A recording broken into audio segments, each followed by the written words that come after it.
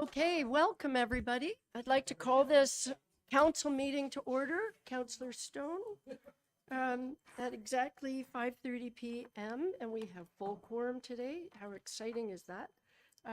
Deputy Mayor Armour, would you mind reading the land acknowledgement statement? Thank you, Your Worship. I would Thank like to respectfully acknowledge that we are on the traditional territory of the Anishinaabe under the terms of Robertson Huron Treaty Number 61 of 1850 and the Williams Treaty of 1923. We commit to acknowledge, learn, educate, create opportunity, honor sacred places, and take actions towards real truth and reconciliation in support of the commitment to walk in the path together in respect, peace, and harmony for future generations. Make which. Thank you very much for that. Are there any disclosures of pecuniary interest from council? Okay, seeing none, I have a disclosure, and that is with respect to item number 9.13, item title Bylaw 2025-89, CPP, LeBay and Stevens, with respect to a planning matter, and it's for a personal reason. I'm a member of the Griffin Bluffs Vacant Land Condominium Corporation, and the applicant lives in the same neighborhood. So there we go. I think I'm supposed to sign that. Maybe I was supposed to do that before. All right, moving right along to deputations. We do have one today. Welcome, everybody. We have Greg Stephen, David Gravel, Dr. David Matthews, and Dr. Melanie Marr here to talk to us about Muskoka and Area Ontario Health Team Health Human Resources Recruiter Support Request. So is everybody coming up? Sure. Why not? Why not? You're all here, so that would be great. Welcome. We look forward to this. And I'm sure there's some.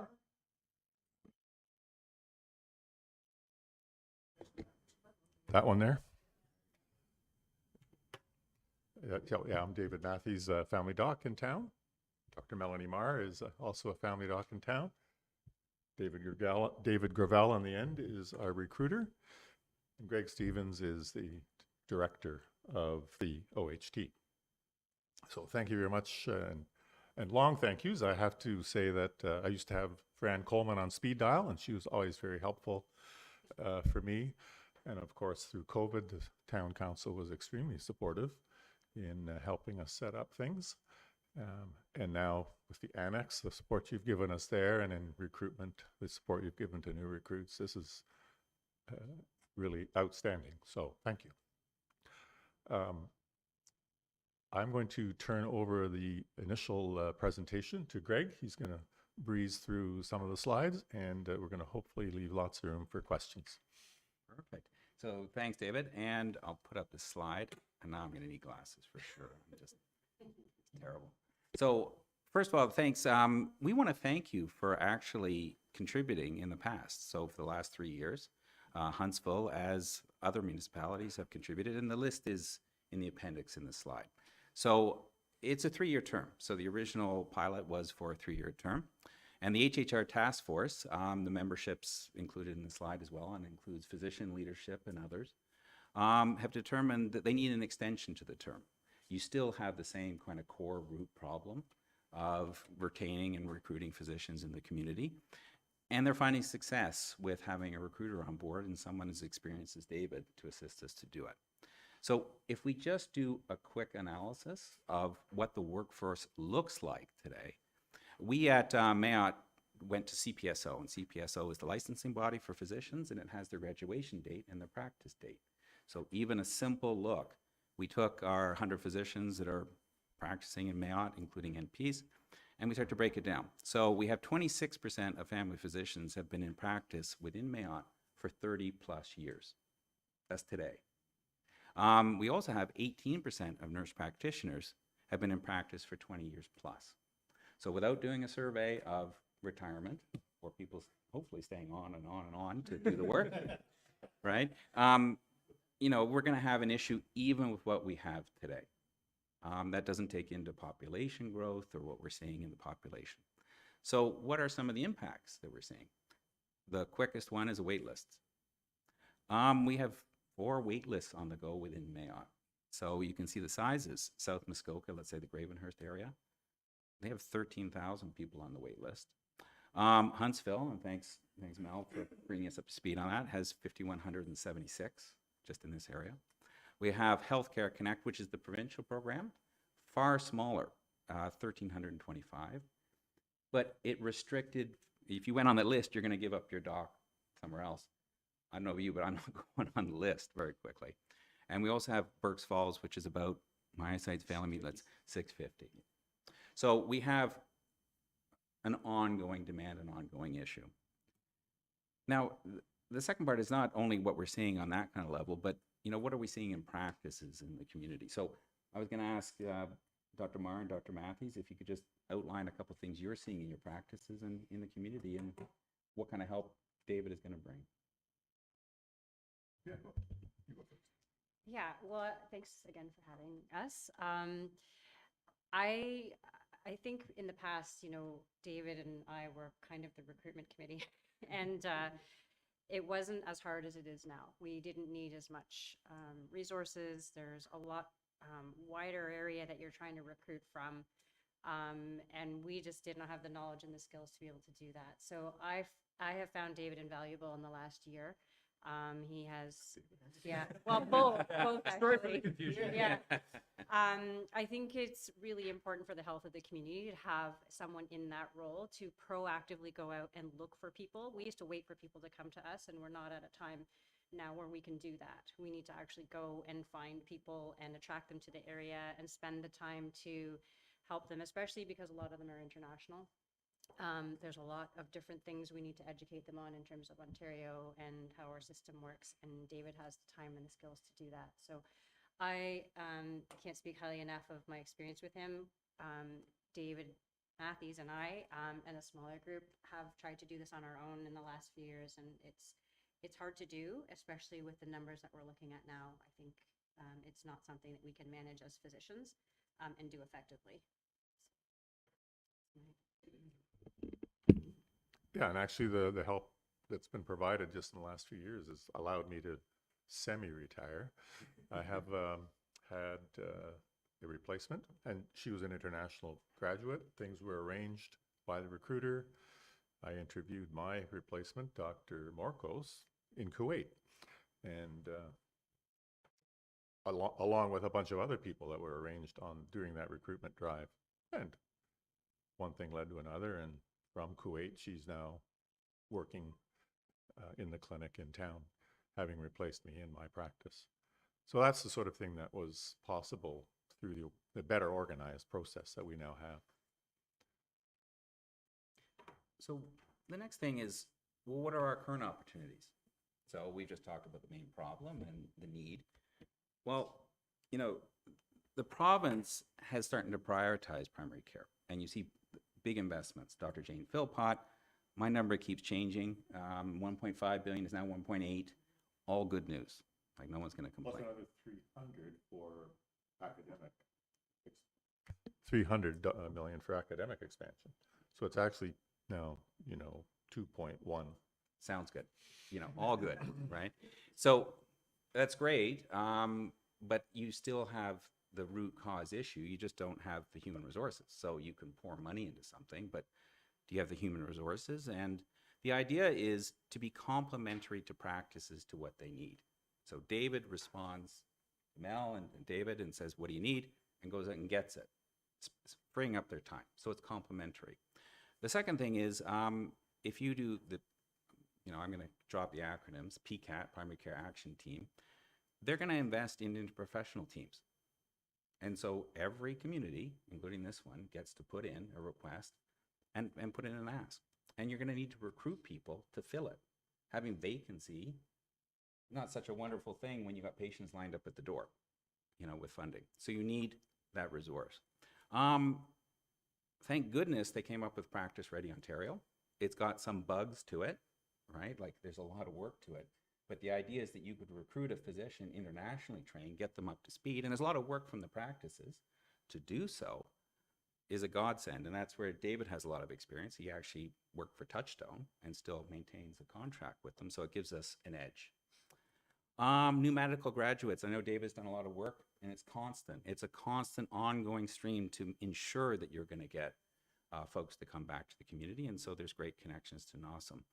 But one of the other things that we get with David is a connection to something called Oprah, which is a collection of recruiters who are getting together to leverage their expertise to go out and recruit. So when David went to Britain just a little while ago and looked up leads, it was his turn. And when others are going out, it's advertised for Huntsville, Mayotte each time. So we did a one-time fee. David's ongoing. And then we can leverage each other, because really when you want a physician, and David's going to go into this in a lot more detail than me, but it's got to fit for your community, right? You know, and so having that, it's here, it's available, makes a big difference, and then a fit. So we're extremely pleased to have David here. His experience is outstanding. It's in the deck, 20 years plus experience, worked in hospitals, and we're seeing the impact in hospitals already. You're starting to fill ER recruitment. There's others in top of primary care, because as the physicians work in multiple settings, you're fulfilling multiple settings. I'm just going to say, quite frankly, I'm really glad you are here, and it's at the right time, because we can start to fill the current opportunities we have. All our communities are going to put in a request. In fact, Marcia is working with Mel and others to put in a request for a PCAT team coming, and you need to fill it. So it's the right time. So I'm going to turn it over to David to give your thoughts. And David, I can do the clicking for Okay, you if that perfect. makes your life easy. Thank we'll go you, from there. everyone. Thank you, Madam Mayor and Council, for hosting us. I'm going to get a little bit inside baseball of what I do and how I do it. But first, I want to let you know that I've been on the job since December, so a little over 6.5 months. My first priority joining the community of Mayotte was to make sure that our hospitals in South Muskoka and Huntsville were well staffed for the summer, so that we're not in the news that we're, you know, on the verge of shortage, right? Because how do you recruit into a crisis where we're already in a crisis? We don't need that publicized. So happy to say that we've recruited a ton of locums to do ER shifts and hospital shifts at both hospitals. Both are really solid right through the summer into the fall. So I think that was kind of like the first jump in. That didn't make a lot of publicity, but that was kind of my first strategy. Second strategy now, after that first 6 months, is now to look at permanent physicians. So that's where I'm working on right now. So that takes a pipeline. So my first role is to create that pipeline, developing a relationship with the NOSM preceptors, the Northern Ontario School of Medicine preceptors, the NOSM clerks who are in the community, the NOSM residents. I was just at Dr. Matthews' house last week, where we hosted all the new NOSM residents here that'll be here for the next year. And of course, as Greg mentioned, just came back from the UK, I just came back from the US. So being looking internationally, the US market is ripe, the UK market is ripe. So we're targeting those areas, plus our Canadian grads as well. If you're not following me yet on social media, I'm active on Facebook and LinkedIn. Not on TikTok yet. I don't have any dance moves, but active where the young people are spending their time. Greg mentioned Practice Ready Ontario. 6 people came from Practice Ready Ontario last year into all of Mayotte. And now we have ultimately 1 more this year. So that's 7 in basically 18 months. That is staggering. Besides Sudbury, I think we are the most active community for Practice Ready Ontario. So that's amazing. That's growing your own from international recruitment. And then we've talked about the primary care action team. Our time is now for focusing on primary care. My second pillar is engagement. So engaging with the physicians, engaging with the NPs, engaging with their frontline staff, engaging with the hospital, and then engaging with all of you, the Rotary clubs, the economic development officer. I work closely with Lauren, your EDO, on a number of things. And then, of course, I engaged with the William S. Monk Healthcare Development Fund, and we actually gave us an extra $20,000 from their fund to target U.S. recruitment. So that was a bonus for us. Then the collaboration piece, which I'm really big on, is that it takes a village to recruit a doctor. So I belong to OPRA, the Ontario Physician Recruitment Alliance. I'm one of the founding members of that. And Ontario has about 100 recruiters. About 85 of us belong to OPRA already. And what we all did, and Mayotte did, we all threw in $5,000. And by pooling our resources, we can now afford to go to events that I couldn't even budget for to go as a small community, even of the size of Mayotte. I couldn't do that when I was the recruiter in Midland, and I couldn't do it here. But by pooling our resources and collaborating, we're going as an Ontario brand offshore to the US. I have a group of colleagues right now flying to Kansas City for what's called the Futures Conference, which is this starts Thursday. in Kansas City, where they're talking to all the medical residents and medical students in the US, which are a lot of Canadians. In the fall, we're actually going on a Caribbean medical school tour because a lot of the Canadians, if they can't get into Canadian medical school, go to the Caribbean. We want to get to them and let them know that there is a pathway home because they're tied in with the US residency program. So before they get into the 30,000 recruiters that are in the US, we want them to know that there is a pathway to come home and that we are their advocate and we are their ally to get them home.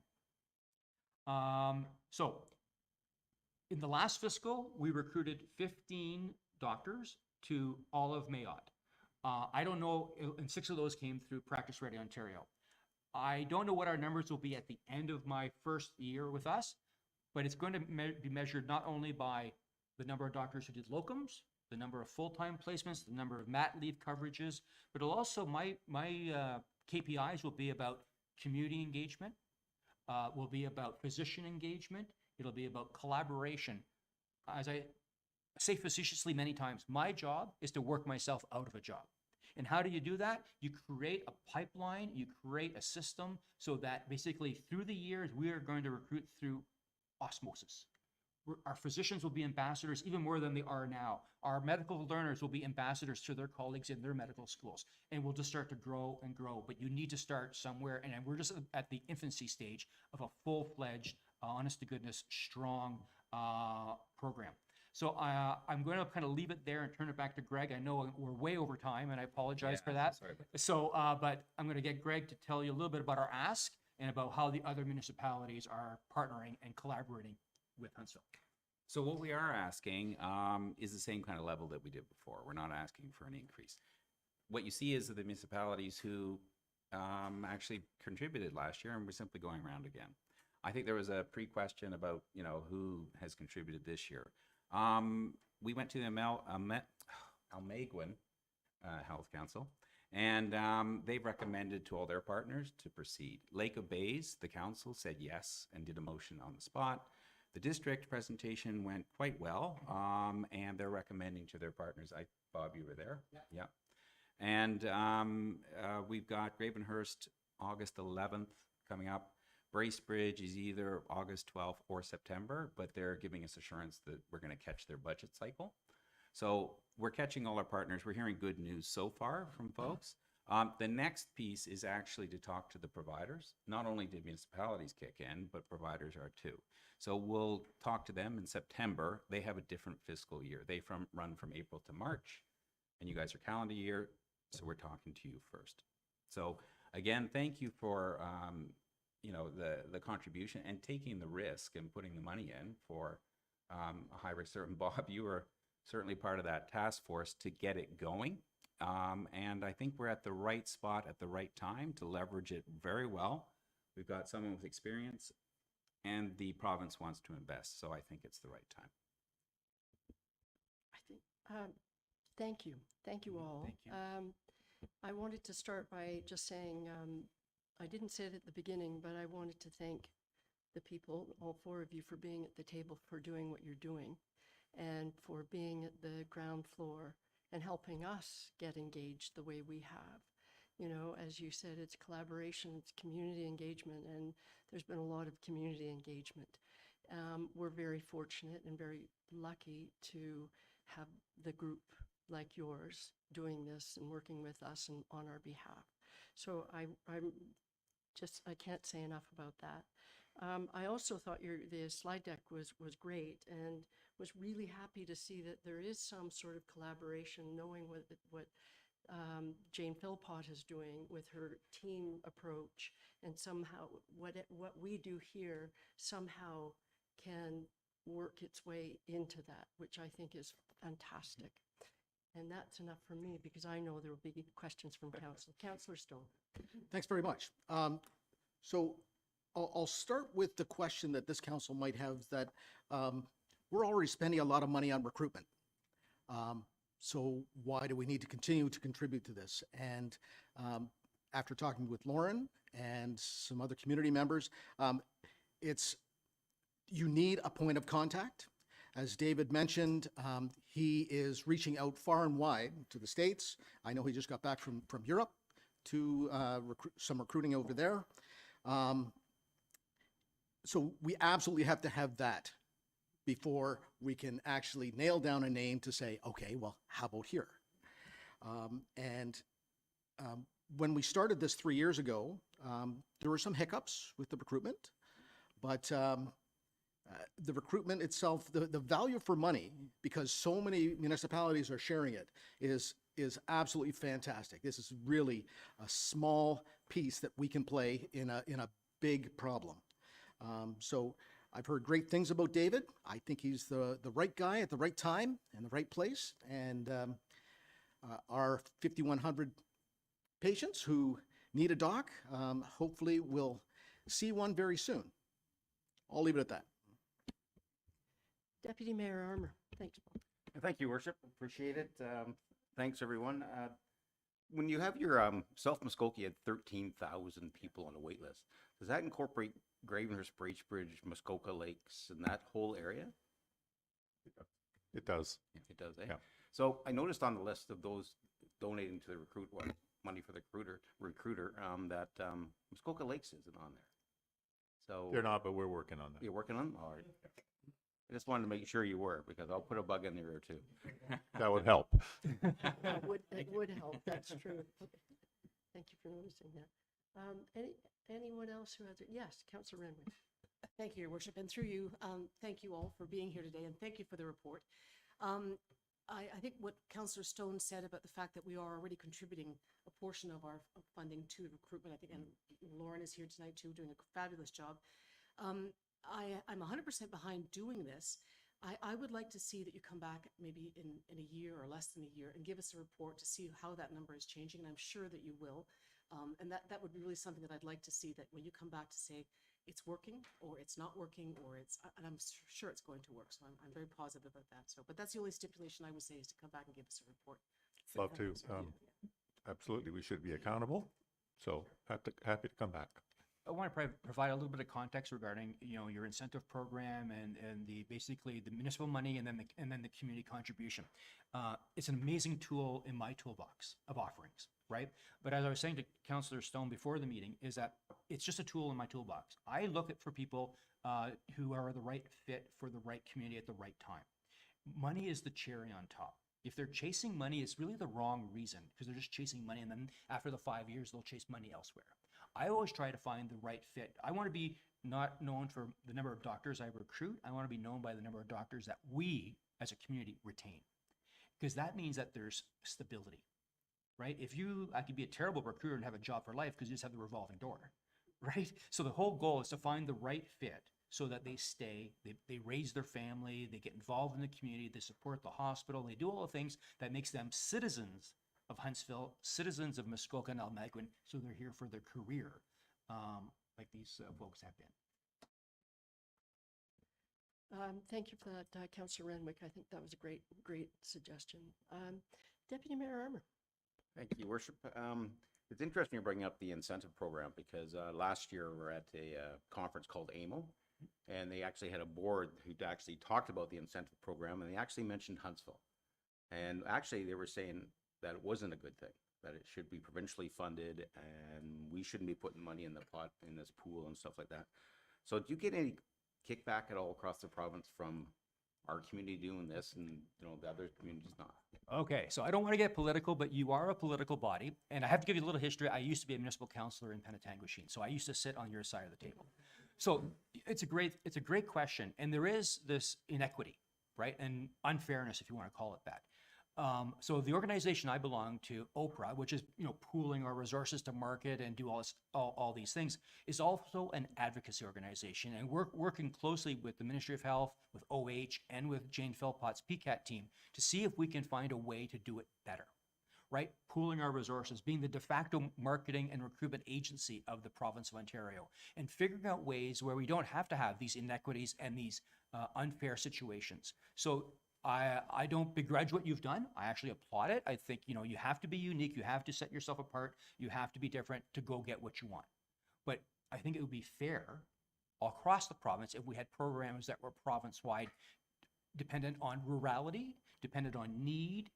There's places in South Southern Ontario that are worse off than us, right? But they aren't eligible for Northern funding, right? So I think there's probably a better approach. And so anyways, the organization I belong to, Oprah, we're looking for a better way as we have discussions with the Ministry of Health. So great question. I appreciate it. And I totally understand what you've done and I applaud it. But yeah, it does create ill feelings. And it goes back to my mantra is I look for the right fit and kind of take dollars out of the equation.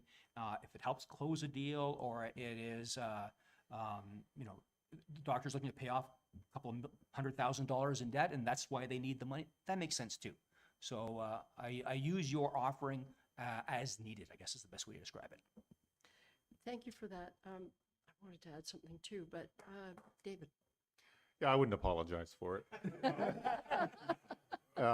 And here's the reason. Every little community is a little different. There are places that, because of the way things are structured, a doctor's overhead is lower for 30 years.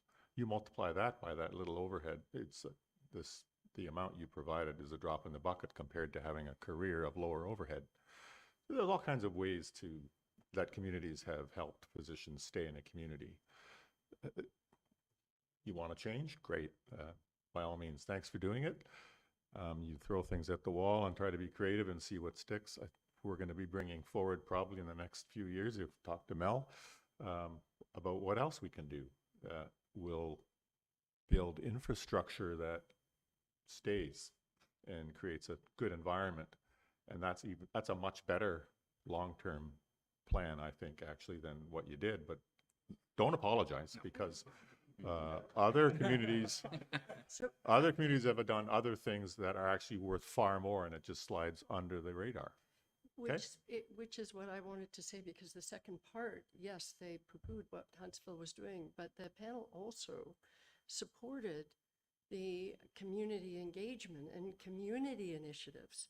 So they only defined the difference in their minds.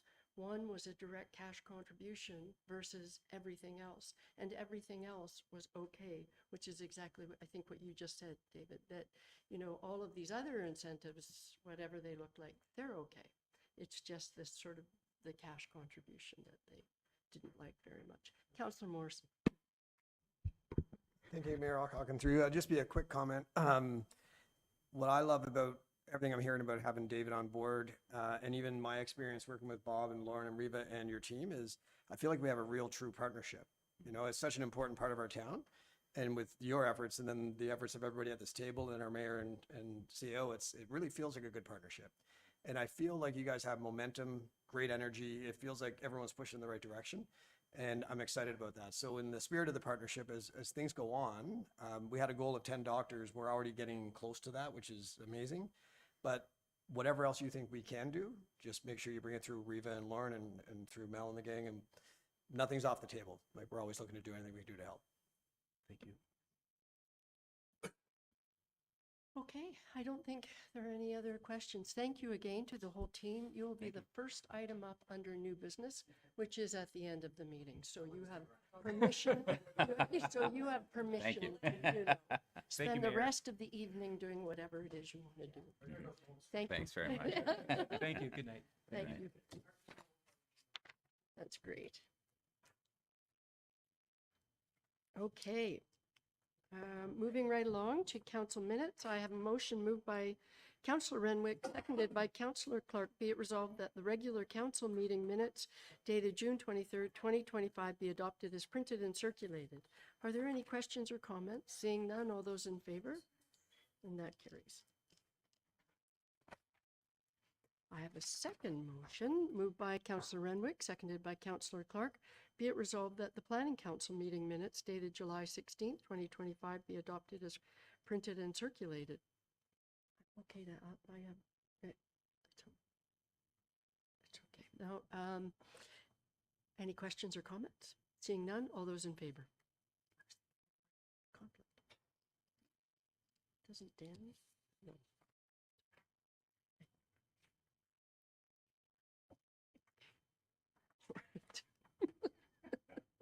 Moving to reports for information, meeting minutes. Starting with 7.1.1, Huntsville Lake Bays Chamber of Commerce. We did have minutes from May 16th. bit old, but there we go. Councillor Renwick, anything to add? Thank you, Your Worship. No, nothing to add. The minutes are there. If you have any questions, great there. Thank you. Any questions? Seeing none, we'll move to the second. 7.1.2 Huntsville Public Library Board. We also had minutes from June 6. Councillor Cluche, anything to add? Through you, Chair. Yeah, it was a good meeting. Celine was introduced and great addition. He brings the whole, as we know, every room he walks into, it's a breath of fresh air with them. And I don't know if people have seen our new Barry. He's a new community member that will be popping up all over the community in certain locations. Might even end up in the mayor's chair someday. So, and also at the end of the meeting, one of the members of the committee trained everybody on AI. I had to miss it, but so everybody on the library board got trained on the AI. Don't ask me what it's about, but they got trained on it. Thank you for the update. That was great. Are there any questions about that? They must be excited to have Salim on board because he's so enthusiastic, right? Oh yeah, most definitely. I mean, Yeah. he's like I said, a breath of fresh air. Yeah, that's great. All right. Okay, I don't see any questions. Thank you for that. Moving to 7.1.3 Downtown Huntsville BIA. There were minutes from June 12th. Councillor Renwick, anything? Thank you, Your Worship. No, just you can read through them. The only thing I want to sort of call to your attention, which if you haven't already noticed downtown, the BIA has recruited some artists to paint some of the boxes downtown.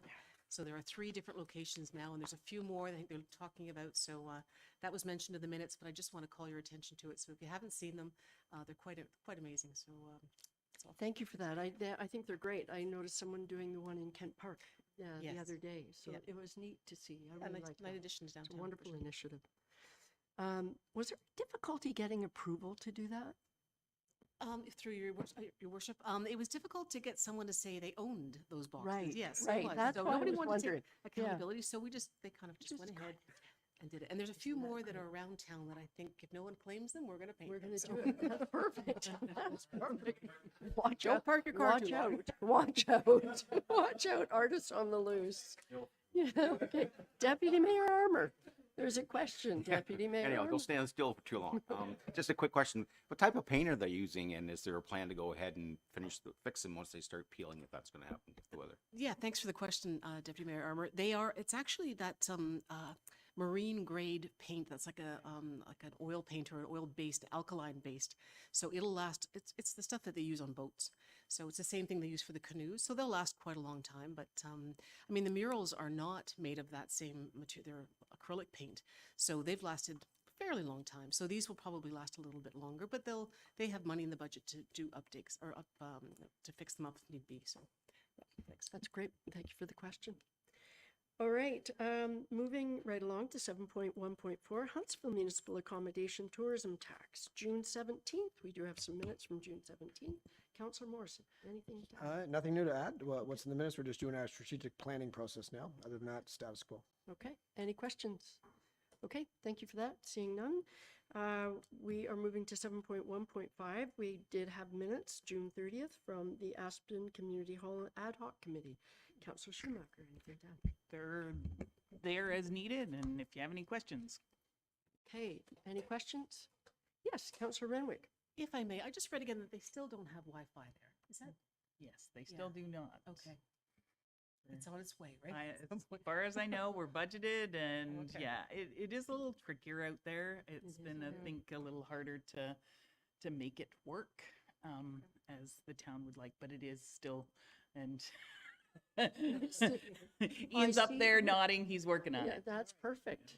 You've got the person who should be nodding. There we go. Thank you for doing that. All right. Good question. Thank you. All right. So moving right along to reports for adoption. I have a motion moved by Councillor Fitzgerald, seconded by Councillor Schumacher. Be it resolved that the General Committee meeting minutes dated June 25th, 2025, and the recommendations contained therein be adopted as printed and circulated. All those in favor? And that carries. All right, finally, moving to reports from municipal officers, starting with 8.1. from Brandon Hall with respect to report number OPS-2025-10, Shea Road Maintenance Agreement with MTO. I do have a motion. It has been moved by Councillor Cluche, seconded by Councillor Morrison. Be it resolved that Council authorizes the Director of Operations to enter into an agreement with the Ministry of Transportation for the interim maintenance of a portion of Shea Road from the eastern limit of the newly developed Shea Road extension to the proposed Paisley Avenue extension to facilitate a secondary access point to the Eagle Ridge subdivision, and further that staff be directed to continue coordinating with the MTO on future ownership transfer discussions and to initiate budget planning for the eventual reconstruction of the remaining southern portion of Shea Road. Brandon, over to you. Thank you, Your Worship. Just quick. So staff have had many discussions with the MTO about the ownership of Shea Road and how we can get that transferred into the municipal's name. Where we're at right now is there's a development as a requirement needs a secondary access. So in order to do that, we need to keep a portion of Shea Road open. The ministry did propose for us to keep them both open, the north and south ends of Shea Road. However, one end, the South Road, is in a dire need of repair, and it's at a reconstruction stage rather than a maintenance stage. So in order to have the MTO agreeable to that, we need the support of council to look at that portion. The north portion, we can enter into a maintenance agreement. It's in great shape. There's not much that would really need to happen there. We've looked at it from an operational standpoint, and all is well there. So this is what we're asking for today, is for some help from this council to continue to work with the ministry and enter into that agreement until such time that the rest of it can be transferred into our ownership. Thank you for that. Councillor Renwick. Thank you, Your Worship. I had the opportunity to actually drive Shea Road today, and I'm in complete agreement with what you're saying about the condition of that road. It narrows down, and there are hobbles and bumps. It's horrible. So that's the southern portion. I guess my question is, Brandon, to you. Once you get approval from council to go ahead, how long do you think it'll take for the MTO to give us the road access, or to actually be able to take over the road? To Your Worship, good question. I don't have a time frame for that, but we are working on it. So Just to follow up, so when you say you don't have a timeline, are we talking years? Are we talking months? Are we talking? You don't have a timeline. And I'm sorry to put you on the spot, but I just. No, Who knows? I'm trying to think of the MTO. political correct response Thank here. you. so. Okay.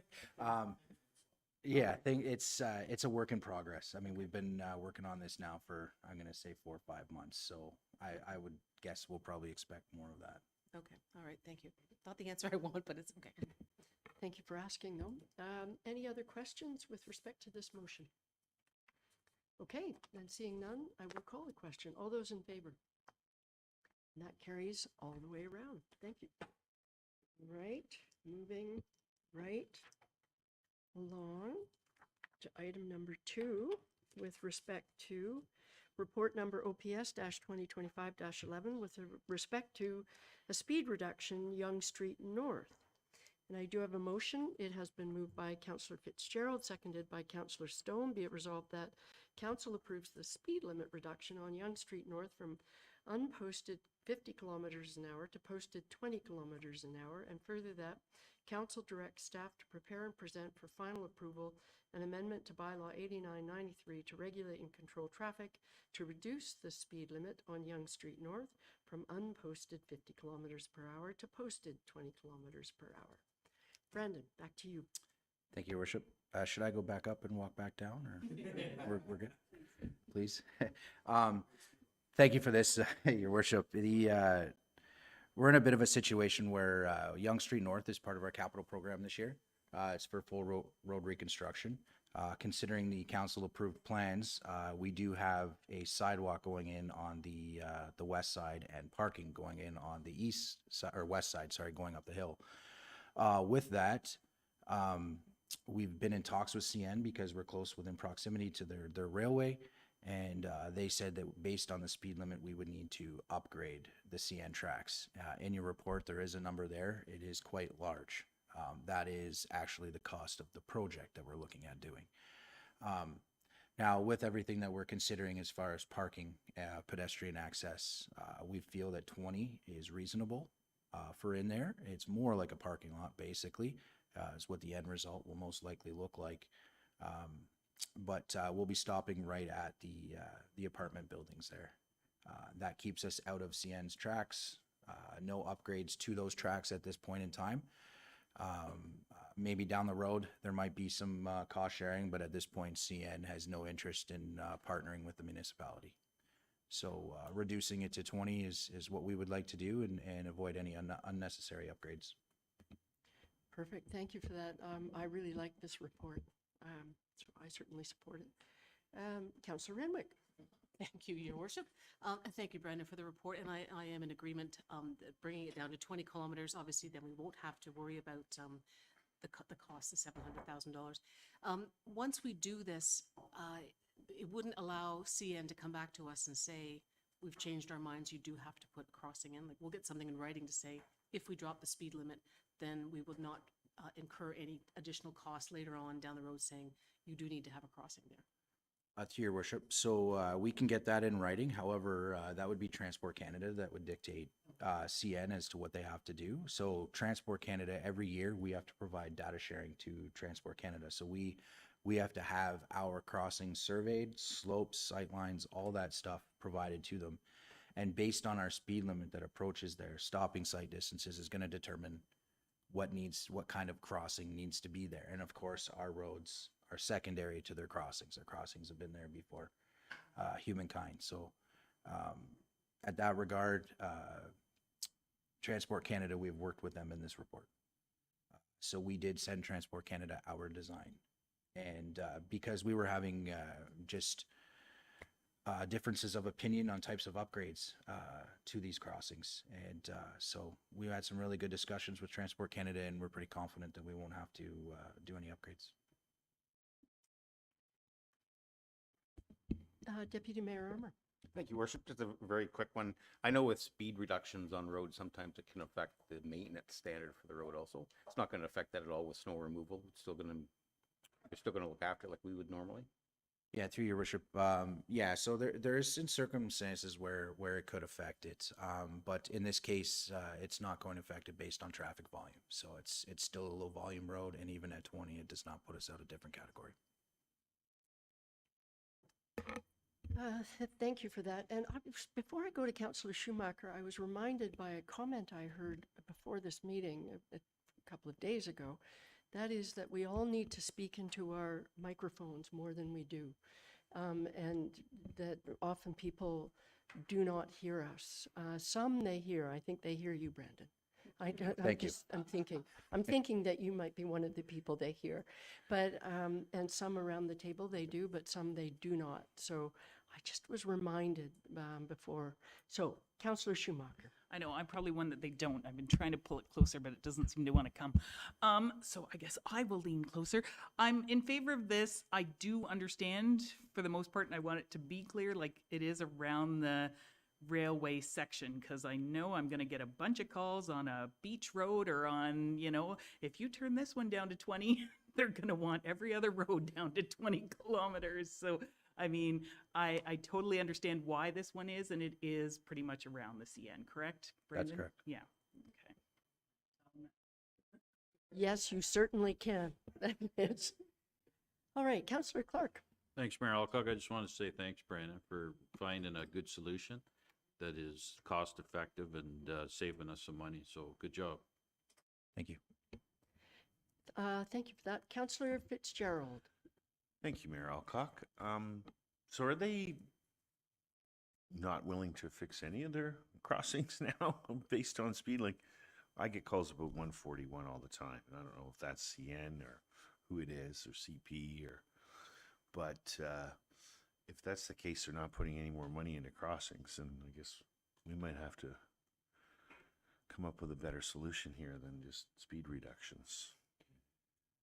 Through your worship, that's a good question, and we did ask that to Transport Canada because it felt like everything was on the burden of the municipality. There is, in fact, once that data information sharing's been given to them, they dictate through there what is municipal and what is CN. So CN is responsible for certain things.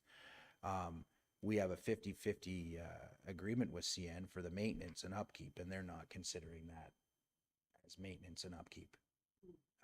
So that's the situation that we're in right now. But yes, they are responsible for certain parts of their crossings. So Interesting. just to follow Follow-up? up, Your Worship. So the one I get calls about all the time, I'm sure Dion does as well, and it's a Kings Highway 141. So does that fall back on the municipality, or is that gray area? You don't know the answer? Or? Through your worship, I would expect that would be the MTO. Okay. Thank you, Brandon. Interesting question, though. It makes, I wonder if there have been delegations around this issue in the past. Maybe our CAO just wrote that down, so there we go. Councillor Schumacher. So of course, because I do work occasionally in Bracebridge, I noticed they have a brand new one there at the end of the bridge. Was that put in by Bracebridge or put in by CN? The Through your- whole big, yeah, Yeah. overhead. Through your worship, that was put in mainly by Bracebridge. Okay. Are there any other questions? I don't see any, so I will call the question. All those in favor? And that carries unanimously. Again, thank you, Brandon. And you're sitting in the chair for the next report. And you'll be joined, I think, by Director Mackenzie. And this is with respect to 8.3, report number OPS 2025-12, the Huntsville Transit Expansion and Optimization Update. So I do have a motion, and I am going to read it. So it has been moved by Councillor Stone, seconded by Councillor Cloutier, whereas staff were directed to examine the existing transit system for options to optimize and/or expand transit services, and whereas the District of Muskoka is looking for community partners within the area municipalities. Now therefore be it resolved that staff be directed to proceed with the Huntsville Transit Expansion and Optimization Plan as outlined in option 1A. And further that council approve the funding in 2025-26 for the municipal share of the 2 new buses, $85,000 from the Transit Reserve and $52,145 from the Town Capital Reserve, and further that an estimated increase of approximately $351,000 be included in the 2026 mayor's budget from the levy for additional transit services, and further that council approves a partnership with the District of Muskoka for expansion into rural areas through the District of Muskoka's Demand Response Transit, pending funding and future council approval. Over to you two. Thank you, Your Worship. If I may, we're going to tackle this in 2 separate ways. So I'm going to first just read the report and go through some options, and then just pass it over to Director Mackenzie to explain the financial part of it, because I'm sure I'll confuse you if I do. So as you're aware, we were obligated to look at some expansions and optimizations, and currently, we've reviewed some studies, some transit studies. We've listened to council, we've listened to the public, a lot of information to go through and try to compile. Previous surveys, the 2018 survey, we have that in here. A lot of good information, and our transit systems, it's what makes us. And so what we've looked at, and we've consulted with a lot of people internally and externally, and especially the AAC committee, and expanding the hours was one thing that was really important. The other part was trying to optimize what we currently have. Our route is 2 hours, and a lot of the feedback was it's too long. It's way too long. So what we decided to do was, with the 2 new buses, we said, how can we make 4 buses work in our current transit? And we took that approach as to optimize the urban core at this point. And so taking the 2 new buses, we were going to put one as the on-demand and another one with the regular route, just slightly revising the regular route and having a hub at Walmart. So the reason Walmart was chosen, there's a few reasons. It's the route where they overlap already currently. So one bus is going to start from the east, the other one starts from the west. So they come through there. And there's about a 10-minute lag in the schedule that you'll see. So anybody, and seniors or anybody, they got to run in, use the washroom, or do some last-minute shopping before they can go back the other way. So we felt that that was the more appropriate area to kind of have that hub. And so from there, in talks with our current service provider, the on-demand bus has such a backlog. It's full. So with that, how that works is there's no ridership criteria to it right now. If we do put ridership criteria to it, we need to have some type of mechanism and somebody that's trained in medical that's going to determine who has a disability and who doesn't in order to dictate who's going to be able to drive that. Right now, we're going to gear it to persons with disabilities. However, it is open to the ridership, all ridership. That's just how we have that geared right now to help with that backlog. We're hoping that that will go down a bit with regular ridership on that bus, with getting down to a 1-hour route and doubling the space with the secondary bus. So with that, we're going to move into we looked at expanding, I understand from previous conversations, Deerhurst, areas like that, outside of the rural area. Huntsville was approached by the district and their DRT team.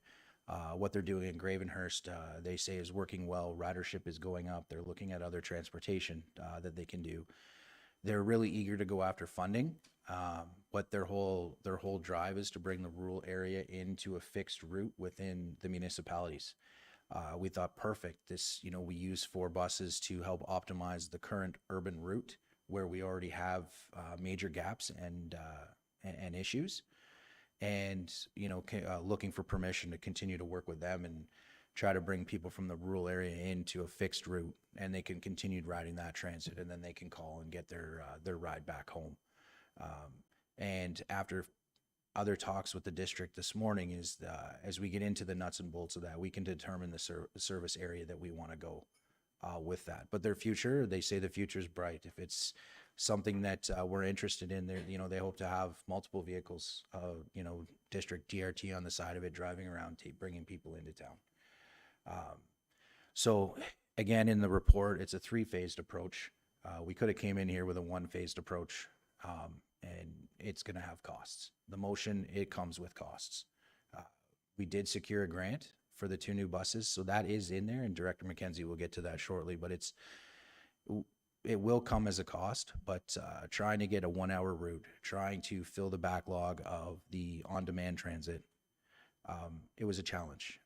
Based on our consultations, we feel that this is the best approach, phased approach that we can bring forward. And the third part of the approach is on our capital development team. So we've rode the transit. We have different stops that need to be accessible. We're going to come up with criteria for what ones get bus shelters, what ones are going to get benches. If this route is approved, and then we go to work and start implementing that in our future capital budgets. So the 3-phase approach we feel is the best to plan that out over time. I understand, cost is a worrisome right now with our 2-year budget and stuff, but Director McKenzie will sell you on that right shortly. Director McKenzie, would you like to start telling us? Sure, thank you. So there are 2 components to this plan for the phase 1. And they go hand in hand. You can't really have one without the other. So the first is the capital. So we did get a grant in 2019 for two new buses. These would be purchased by the town and operated by the transit provider. The 2 new buses cannot replace the existing buses, so we can't take that money and just simply replace the old ones. It does have to be net 2 new ones, and it must be to expand the service. So for the Huntsville share, staff are recommending that we use the $85,000 that's been sitting in the transit reserve, I think, for this purpose, and $52,000 from the town capital replacement reserve. So for capital, there wouldn't be a net levy impact on the buses. The net levy impact would come in for the ongoing operating costs. So there would be an impact to the levy, and it would be ongoing for the transit system, as we would be essentially doubling the addition of with the extension of the hours.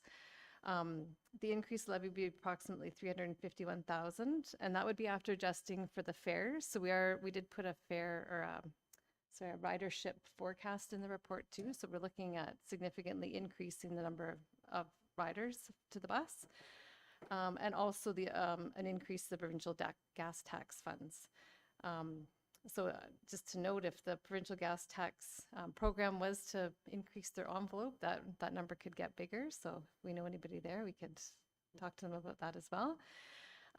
So this would increase the tax rate by about 1.48%, or approximately $22 per year on an average assessed household.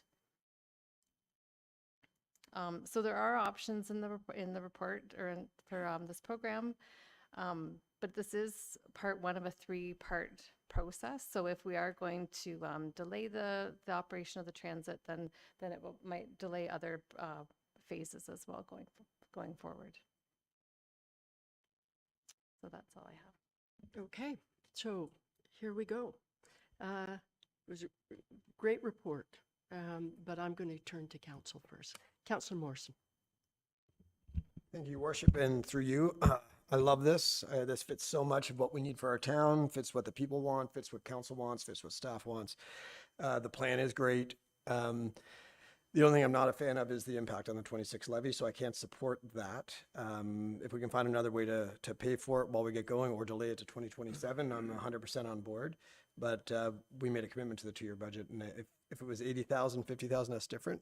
But I want to not focus on that being my message. The message is that what has been built here in this plan is amazing. It's going to change our town so much. 1-hour loops, people that can get to work and get groceries and all that stuff. So that's my focus. Love it. Let's do it, but find a way to do it so it doesn't put that much on the levy for 26. Thank you for that. Councillor Stone. Thanks very much. Great. We had lots of discussion about this and the grant for 2 new buses at the Transportation Committee that we had at the beginning of this term. So I'm thrilled we're getting the 2 new buses. Brandon and I had a great conversation today about a lot of things. So a few of those it was a surprise to me that we were having 2 buses for on-demand and 2 for our regular system. I was hoping we would keep the on-demand with 1 bus and have 3 to have a very robust regular bus system. But I understand that it's an exercise that we will be evaluating as we go. The on-demand, once the general public realizes that we've got 2 buses for on-demand, and if it becomes even more popular, I worry that it turns into more of a taxi system rather than creating a robust regular system. But that may flesh itself out in time after we see how it gets going. A big concern of mine is we don't have a bus going to Deerhurst or Macaulay Robertson. Deerhurst, our biggest employer, and Macaulay Robertson, where all the kids play all summer long. So I was hoping that an expansion of the system would achieve those 2 goals. And Brandon tells me that it may be possible, but there'd be sacrifices in the meantime. So that's some things we talked about, and I just want to leave that with you. I don't know if you have anything to add. I would like your last comment about those 2 points, the Deerhurst and Macaulay Robertson. I'd like to ask Brandon if you wouldn't mind responding to that piece of it, because I kind of agree with Councillor Stone. It seems like an obvious one. I know we've talked about it in the past, but I'm sure you have reasons why that wasn't. Thank you, Your Worship, and through you to both. Macaulay Robertson, so currently this year, when we just reached out, nobody's been calling to go to that spot. So there is no ridership this year so far that's been interested in going there. It is on an on-call service, and it can be done with the regular route if somebody calls, but that hasn't happened this year. The best thing about the 2 buses, one going east, one going west, as development happens, everything else is going on.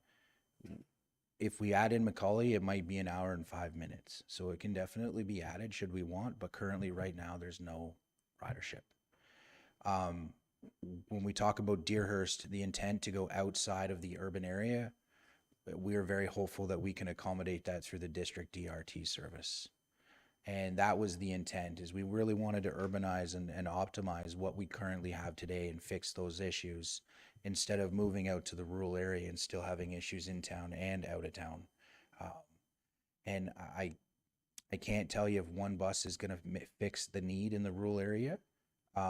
But as we monitor these and I report annually to this council of the ridership stats of where we're at, we may have to move some things around. This is what we best see fit today. But we've got a lot of development and they're going to want stops. And, you know, and they're sporadic all over Huntsville. So we can't make people walk. So eventually there's going to be more. So I think the best interest of these 4 buses is going to allow us to adjust as we best see fit.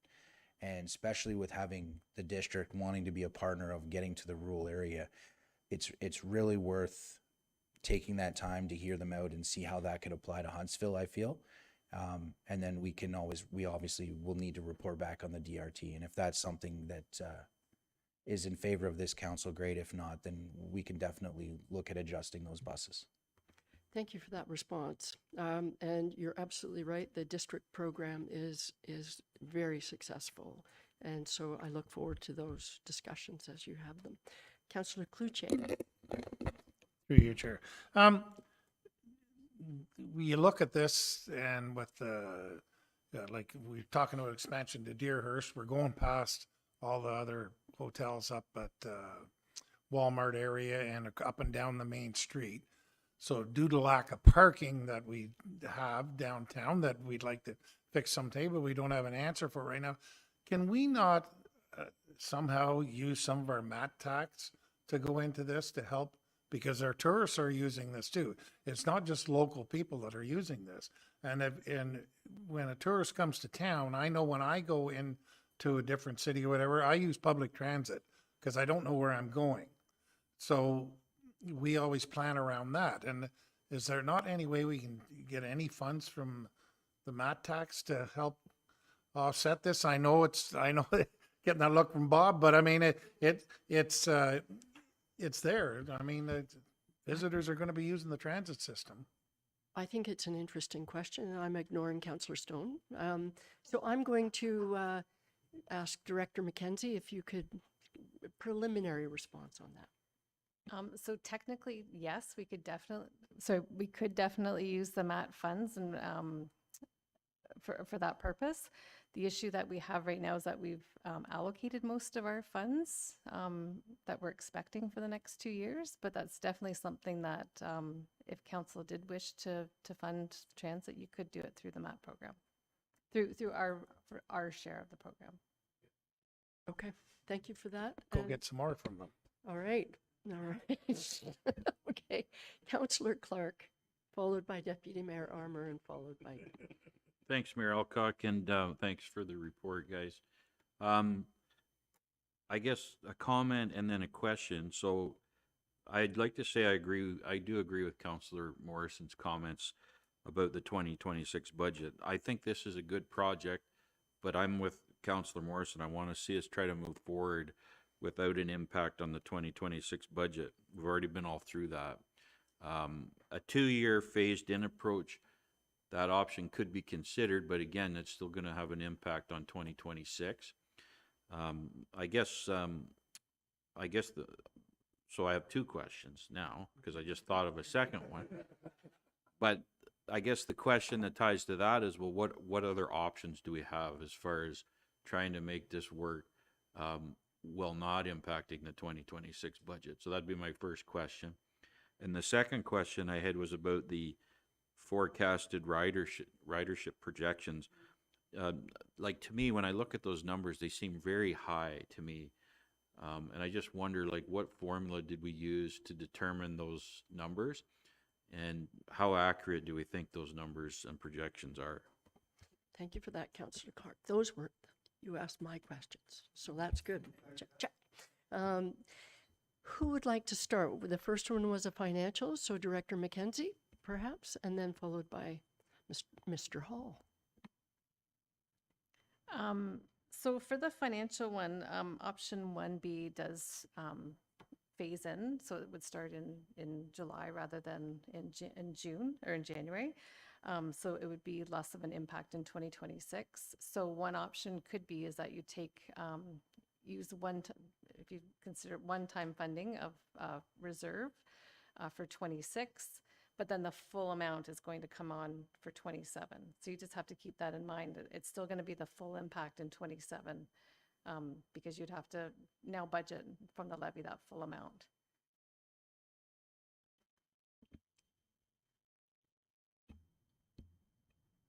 Yeah, I was thinking unless you decide that there's another way, rather than taking it all from the levy in 27, that perhaps it's, some would be from the levy and then other might be from the MAT tax or whatever. So there might be other options available in 2027. Is that correct to say that? It is correct, and I don't know if Director Frame wants to add anything to that. Director Frame. Thank Welcome. you. So just to address sort of the MAT funding, we do have a report coming forward to committee on Wednesday about what we can use the MAT funds for. So I don't want to spoil the surprise for general committee. However, sort of the gist of that is that we want to fund projects that improve the quality of life of residents and meet strategic plan goals and objectives. So while I think the first year of a transit expansion would improve the quality of life of residents, it wouldn't be an ongoing funding source. So I would be very cautious of that. While it does meet strategic plan objectives, the improvement really happens in year one, not an ongoing. Thank you for that. That's an interesting way of looking at it, because I was about to argue in the reverse and say it meets our strategic objectives. But you're right, in year one. So interesting. Thank you for that. Okay. Did you want to add another? Yeah, so just one other point on the availability of funds in our municipal accommodation tax reserve. So as Director Frame did mention, we have allocated the funds that we're expecting over the next couple of years towards other strategic initiatives, like physician recruitment and wayfinding strategies and all of that stuff. So I think we've pretty much exhausted. Why, thank you for that, Director Frame. That's helpful. Thank you. Good to know. All right. And the second question, there was a second question from Councillor Clark, which was how did you determine the ridership, which was also kind of interesting. I'm assuming because you're doubling, is that, or I think Councillor Clark asked what formula you used. If you want to, right? Through your worship, I'll start, and if Director McKenzie wants to add in, she can. We did ask our service provider for those numbers, using their expertise and their years of service with that, as well as we are doubling our service, going to a 1 hour route and adding up the on-demand. We market it during the summer months. This is what we anticipate, just coming from the service provider as well. Thank you for that. All right. I'm going to Deputy Mayor Armour, followed by Councillor Fitzgerald. Couple actually, off the wall question. District DRT, right, running the Gravenhurst bus system. Is there any opportunity for some type of funding to other municipalities to assist their busing systems? To your worship, yeah, I mean, the approval we're looking for here today is to continue working with the district. In order for funding, they're looking for resolutions from other municipal council. So that's why we're bringing that forward. There is funding. The district's taking the lead on trying to fund what comes to Huntsville, as well as any other municipalities as well. So that's moving right along. That's good. Second question has to do, we talked about MAT tax. What about HMATA and their portion of the money they get? Has anybody approached them about it? Like if we're going to be running out to Deerhurst or to Hidden Valley and places like that, is there any way they can throw a few pennies into the pot to assist with the transit system, or has that even been addressed? Through your worship, we haven't asked anybody for anything like that. The DRT right now is we're just asking permission to continue those discussions with the district, and we'll obviously be reporting back on how funding works and who we can look after for that.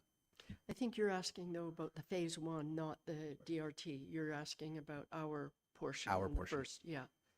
And wondering if we have approached HMATA about the use of their funds for this. We haven't. Clearly, we haven't. Clearly. All right. Well, One It's a more, thought, though. one more. All right, yeah. The on-the-demand aspect. Because obviously we have a huge ridership on that. Is not saying you have to, or if you did, or I'm just wondering, do we look at not providing that service anymore, or would that be a huge detriment to a bunch of people? I'm just curious, like, because it seems to be an expensive venture for us.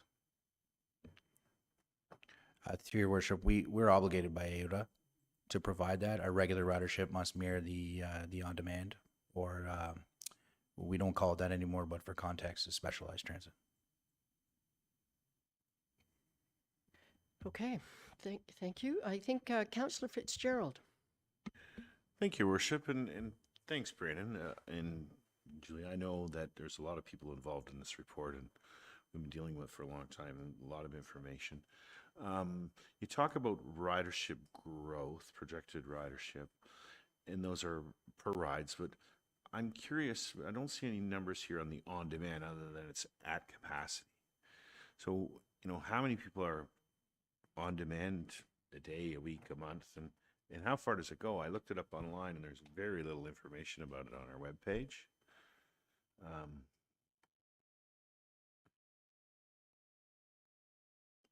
Not to really put you on the spot, but I'm putting you on the spot.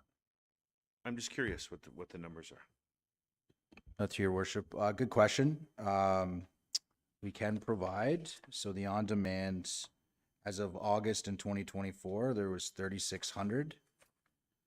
2023, there was 6,300. In 2022, there was 5,700. And I can go back for the next 10 years if you like. That's not necessary. So, and how far out do they go?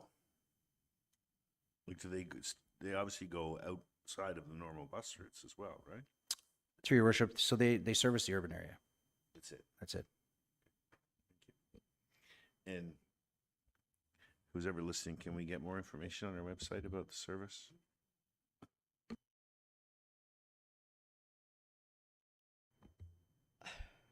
So, sorry, that last one was, who would you like to? We said, who's ever listening? Who's ever, okay, gotcha, all right. There- You see, there's if you speak zero into. information available other than call a number. Right, gotcha. Okay, thank you for that. Councillor Schumacher. Thank you, through you, Chair Alcock, to Brandon, and I'm sure he already knows the question I'm going to ask.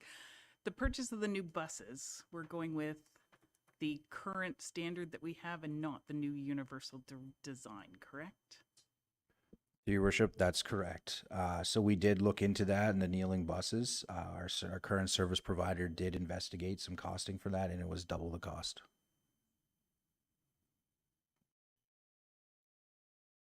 Okay, I just want to take the opportunity for 1 second.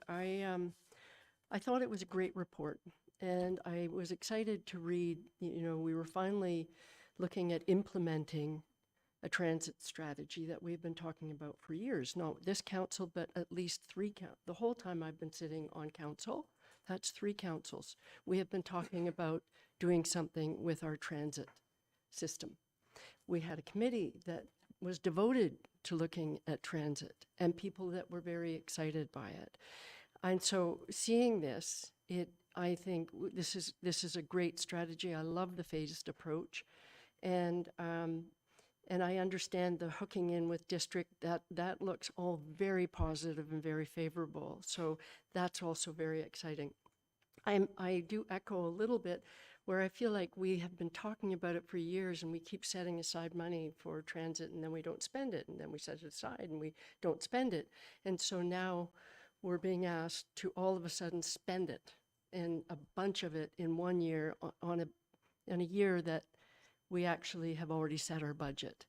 So that makes me feel a bit uncomfortable. There's no question about it. I echo what both Councillor Morrison and Councillor Clark have said. Having said that, I think this is such an important initiative. So I personally, I can't support option 1A, but I could support option 1B, where if you look at the percentage increase to the impact on our net levy in 2026 is 0.62, actually 0.61%. And then in 2027, it's 0.84%. And I know it will be hard to justify to a number of people in the public, but I also believe that there will be many people in our community who will be very supportive of finally doing something with transit. So that's my position. As I said, I can't support the proposed recommendation, but I would support option 1B. So any comments on that? Councillor Morrison. Yeah, thank you, Mayor Alcock. We had this chat at agenda review today where we all are of the belief that the sooner this gets going, the better. I don't think anyone would say otherwise because we're behind. I mean, I think, did you mention we're the only people that only take cash in anywhere near us so there's a lot of things, not just the buses coming, but the system, right? So we did chat about the idea of, we put some extra money from Digging Downtown into working funds last year. Our intention is to go towards roads and other capital projects.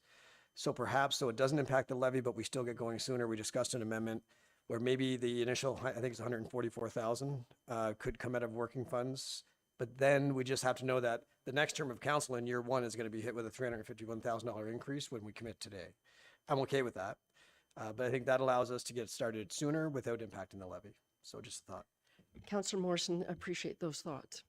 Certainly I would support that. And I recognize the whole package is on the 2027 levy, but perhaps by that time there will be other funding sources, that other sources that we already receive, like the gas tax, will grow or something else.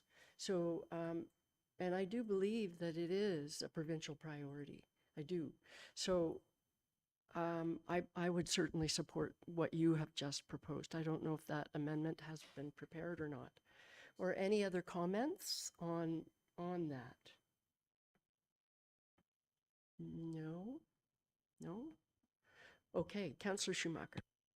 Not on that, but I just pulled up my accessibility minutes, and I know we did a motion around the demand response transit service for the town of Huntsville and to pursue options, and then council passed it. So I don't know if we need another one or if that's good to stay as the motion to go forward for expansion. Is that good? Okay, so it's already on the books for you, Brandon. There you go.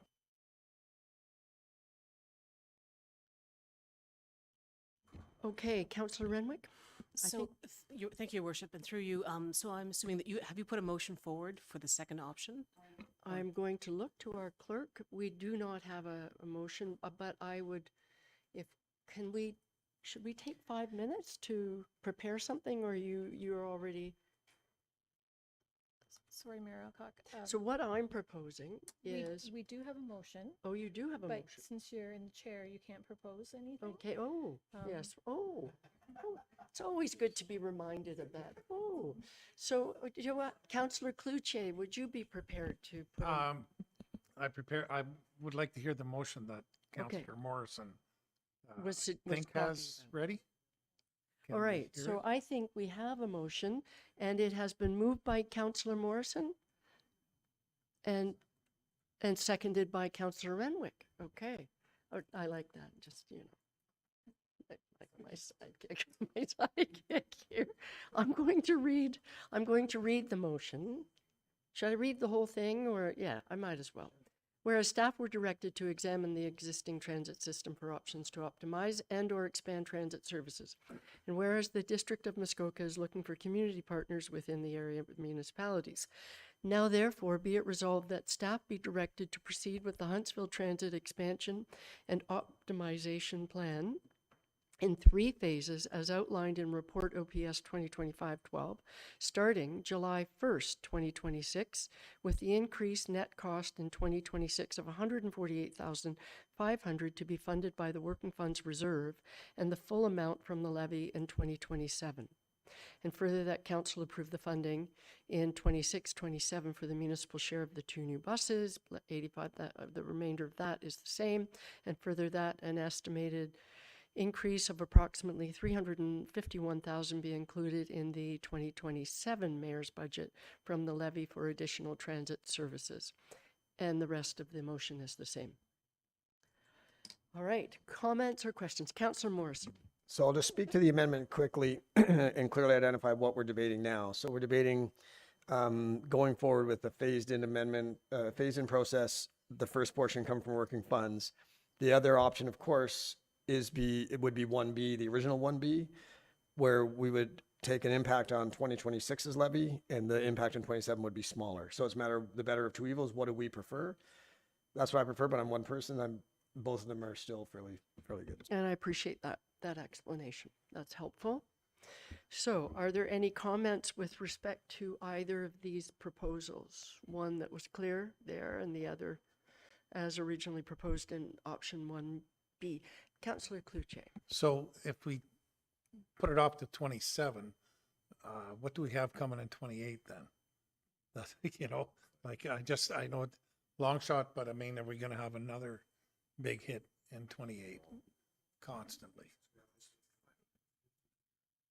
There could be a couple of projects coming before 2028, but what we're talking about is ongoing operating costs. Yeah. So once you've established it in the levy in So 2027, it's in there then it's for 20. ongoing and you're Okay. not having to increase the levy the following year Following. because it's already already, in. it's baked in, right? Okay. So Deputy Mayor, Just a comment on Councillor Morrison's amendment here.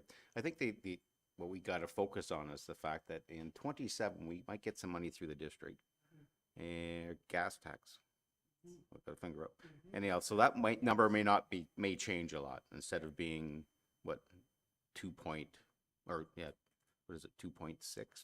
on a levy automatically. But anyhow. Director McKenzie. Sorry, I just want to clarify that this is for phase one, so this isn't for the district Right. It is. partnership. It So is. there would be Yeah. no additional money coming Right. for phase one from the district. Yeah. I have already incorporated what we'd estimate our provincial gas tax to be in this proposal, so that's already been included. I did mention earlier that if they increase the envelope provincially, that might increase that funding, which Right. we could hopefully try and work towards. But right now, based on what we know right now, that would be the amount. Right.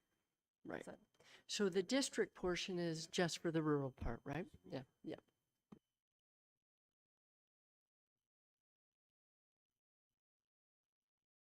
I don't have my mic on. That's helpful.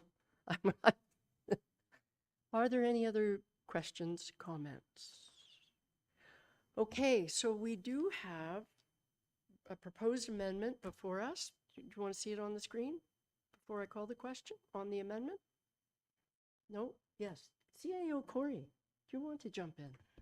Thank you, Worship. Sorry, I was just going to suggest that perhaps the motion should be put in front of council again, and certainly not my place to say, but wondering if it should be amended, the one section that talks about including in the mayor's budget to be proposed in the draft 2026 mayor's budget. I like that, to be proposed. I think that is, yes. I think that's a good suggestion. Okay, thank you. Can we do that? Do we have a mover and a seconder? Yeah, Councillor Morrison, followed by the side.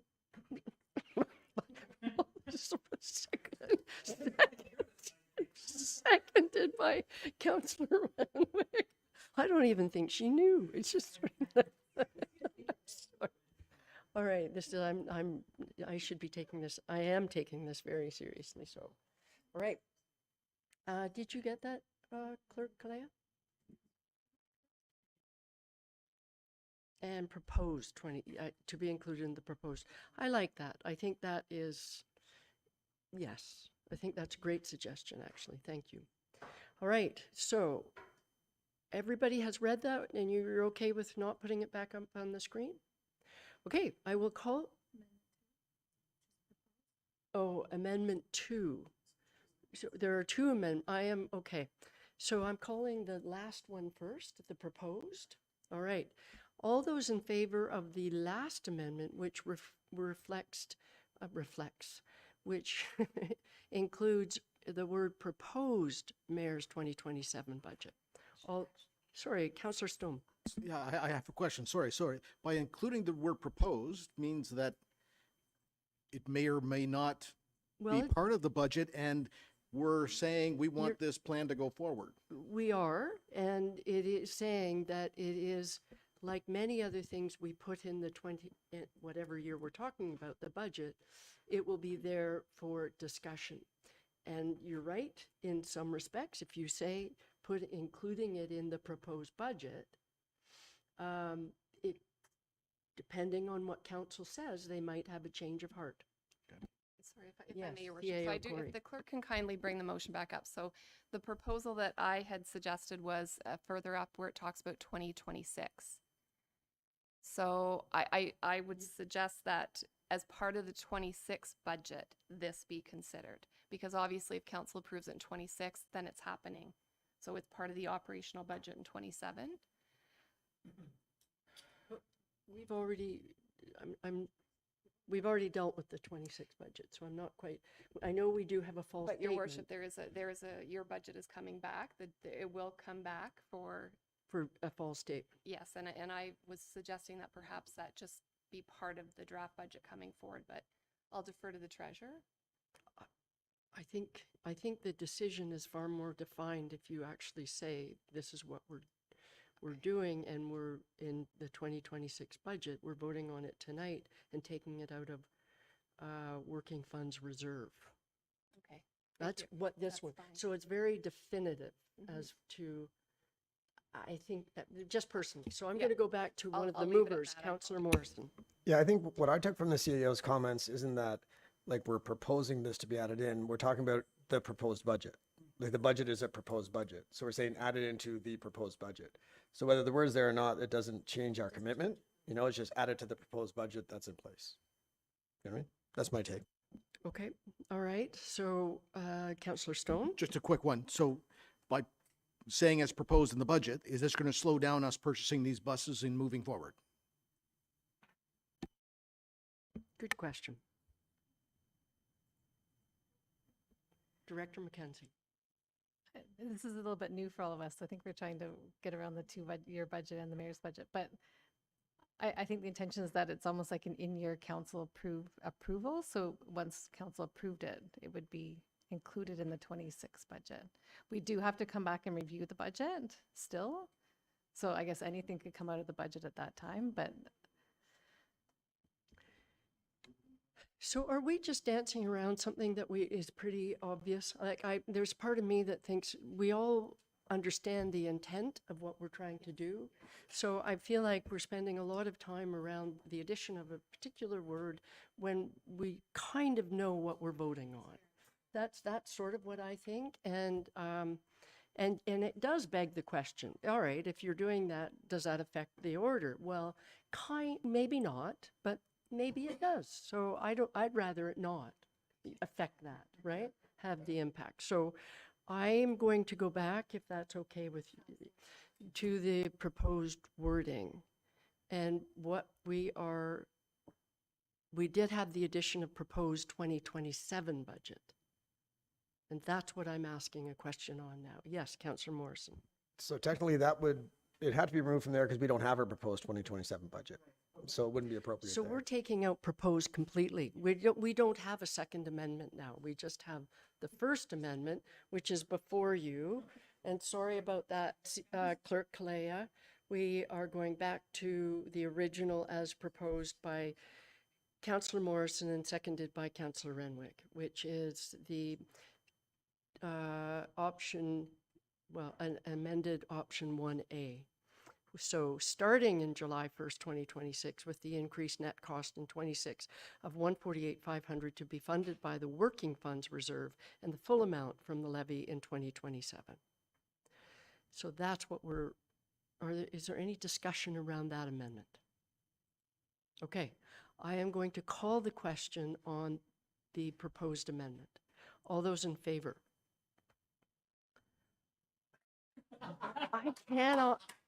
I can't believe this. Oh my goodness. Oh my goodness. Oh my goodness. Did someone hold? I'm sorry.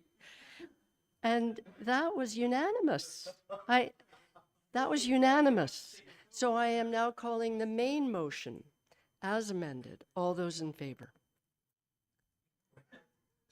That's awesome. I am so appreciative, council, for that good work and good discussion. And to staff, we are finally making progress on transit, and that is so great. I feel like I want to applaud. Thank you.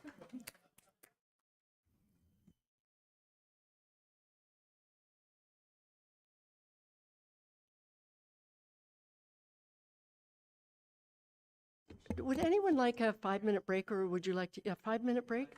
5-minute, okay, 5-minute biological break.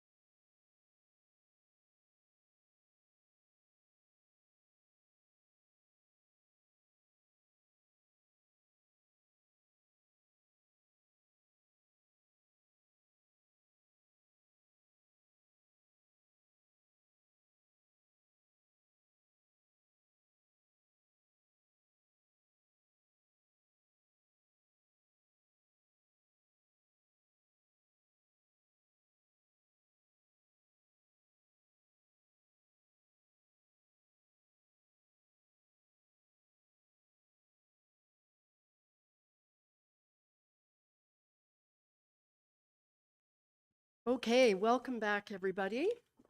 We are now at item 8.5 in our agenda, and that is with respect to report number Corp dash 2025-58, the communication. Oh, I just missed it. Sorry. That's why I shouldn't be reading that's the one.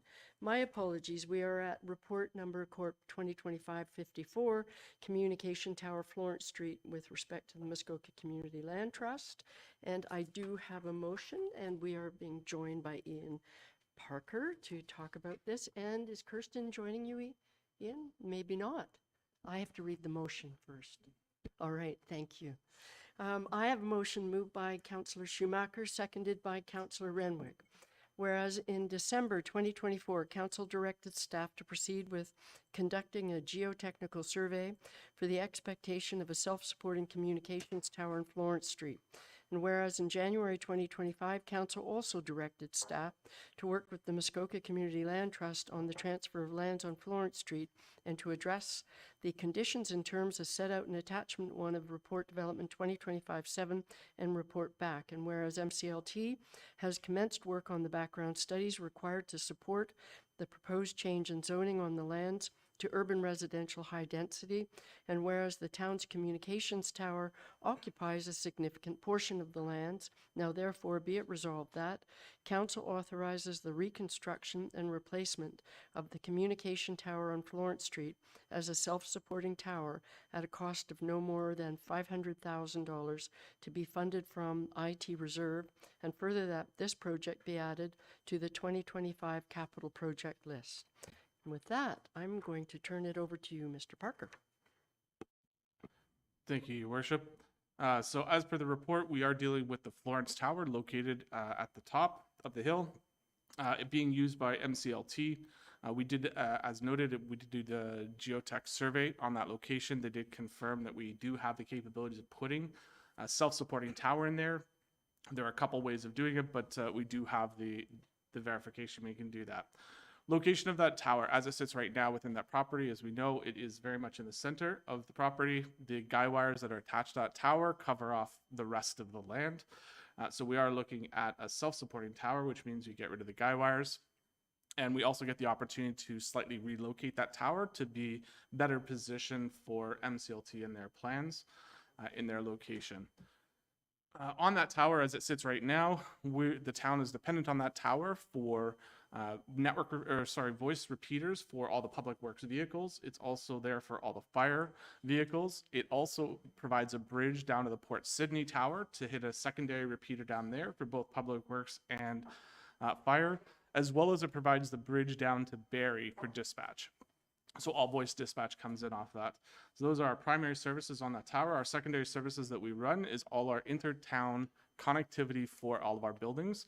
That was a project that we talked about a number of years ago where we removed fiber from the streets, and we are all bouncing off our buildings, off that tower, saving us monthly costs on that tower. So that's our primary services on there. We have previously spoken to some vendors. They provided us some prices for the replacement. That is a little bit dated now, of $300,000 plus a chunk of labor to get that work done. However, we are looking for a $500,000 agreement right now, simply to account for that work. There's potentially some additional work and to account for any budgetary changes, given that the way things are going right now.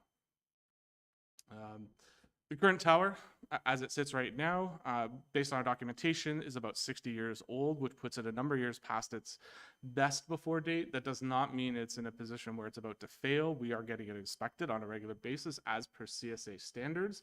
So there is nothing on the plate right now that says it must be replaced, but I do want it to recognize that it's coming. It's coming due, and what will happen is we will most likely, they'll do an inspection and they will come back to us and say at some point, there is now a flaw in the tower that needs to be fixed and or replaced, and we'll be required to make that fix. So I just want people to be aware it's not something that we're doing incredibly advanced from when we would need to do it. Obviously, we are looking to roll that into capital plan for IT, so that down the road we are continuing to save for its eventual future replacement, hopefully in another 50, 60 years after that. If there's any questions on this particular item. Okay, thank you for that. I suspect there will be a few questions. Thank you for the report, though. It was very thorough, certainly when you read it. And so I will open it up to the floor. Councillor Clark. Thanks, Mayor Alcock. I'll start out.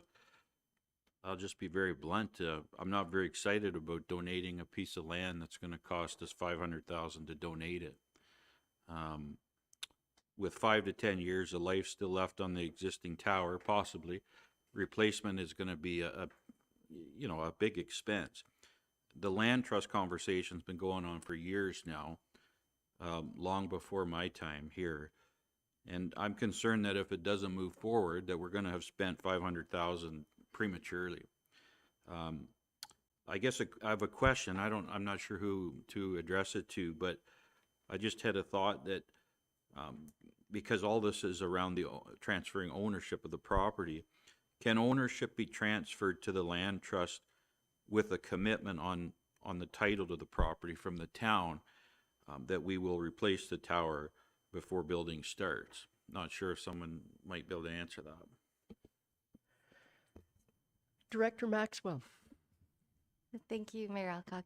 We have had that discussion with the land trust a few times as to if there's any options for us to be able to move ahead with transferring even just a portion of the land while we're figuring out how to deal with the tower. But it gets very complicated as soon as there's multiple parties involved, and staff feel that the best approach is to deal with the tower first and then transfer the land afterwards. Okay. Councillor Morrison. Yeah, thank you, Mayor Alcock and through you. And I share Councillor Clark's concerns, but I want to provide a bit of perspective on it and where we're at now being on the board of the Land Trust and on the Build Committee. We meet every Tuesday virtually to discuss where we're at. And I can't underestimate the fact that this tower is preventing us from getting 160 or 70 affordable housing units built for our town. I was the one that brought up an idea of conveying the land with a condition that we could then chunk off the piece we need once it's determined so we can move forward. I think Director Maxwell had an amazing idea of just giving a chunk of the land so they could start. But Sarge from CMHC made it pretty clear that it's really hard for them to even get the funding they need. So not only would we be delaying it, we'd be sacrificing the success of this whole project that's been in the works for years. So I agree with Councillor Clark. If we had 5-10 more years, why replace it now? It's not in great shape, as Ian will tell you. There is some risks, and 3, 4, 5 years down the road, it probably won't be 500,000. It could be 6 or 7 or 8 or 9. So I'm in support of moving this forward for a lot of reasons, but mainly so that we can move forward with the land trust, and they will be building there if we keep doing what we're doing. Thank you for that, Councillor Morrison. If I may, Ian, there is also the potential of selling leases for use of the tower, right? Is there not? If we have a fancy schmancy new one that we'd have space to offer up, and I think you're looking into that, right?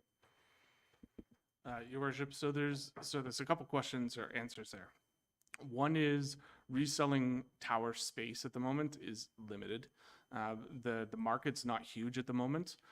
And certainly in my discussions, when there's discussions around, say, making it suitable for cell service or things like that, that cost comes up to $650,000 to put up a tower that will support it. So unless we actually have a vendor lined up, that's a tough gamble to say, hey, potentially double the cost on the hope we get somebody. So that's why we've kind of proposed away from that. Obviously, there's already a vendor up there that is doing that right now. That doesn't take away from the fact that once we get this, we are definitely aiming to get grants. We're working with Director Frame on that.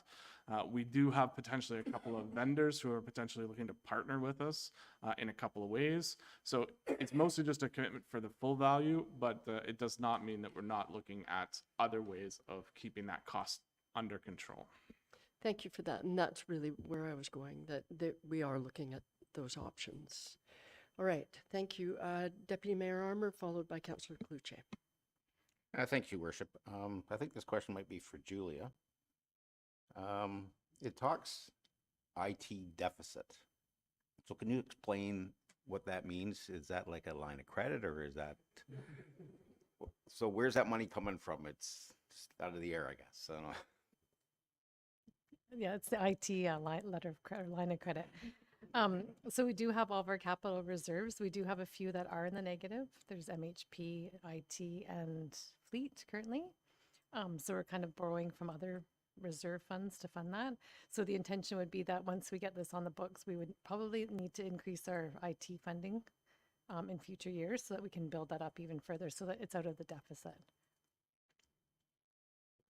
Follow-up? A quick follow-up. So Yep. we're not paying interest on that money then. We're just stealing from our own reserves to cover that reserve, right? Yeah, that's correct. Councillor Cluche. Yes, thank you. To Director Frame, wondering what the amounts of some of the grants that we're looking at to help cover the cost with this. I know it's a look in the global thing, but how much do you think that might be available to us to cover the grants on this? So through you, I can't give you a dollar amount right now, but we're always on the lookout for grants. So as soon as one comes up related to these types of projects, then we'll absolutely be going for as much as we possibly can for grant funding. So we haven't applied for any grants yet, like there's nothing that will help us start it. Sorry, through you, Your Worship. Yes. The answer to that is until it's an approved project, it does make it more challenging to apply for grants. So once it's approved, then that makes it easier to get into the grants and do them. But no, there is nothing specific on the table. Just means we're going to be looking.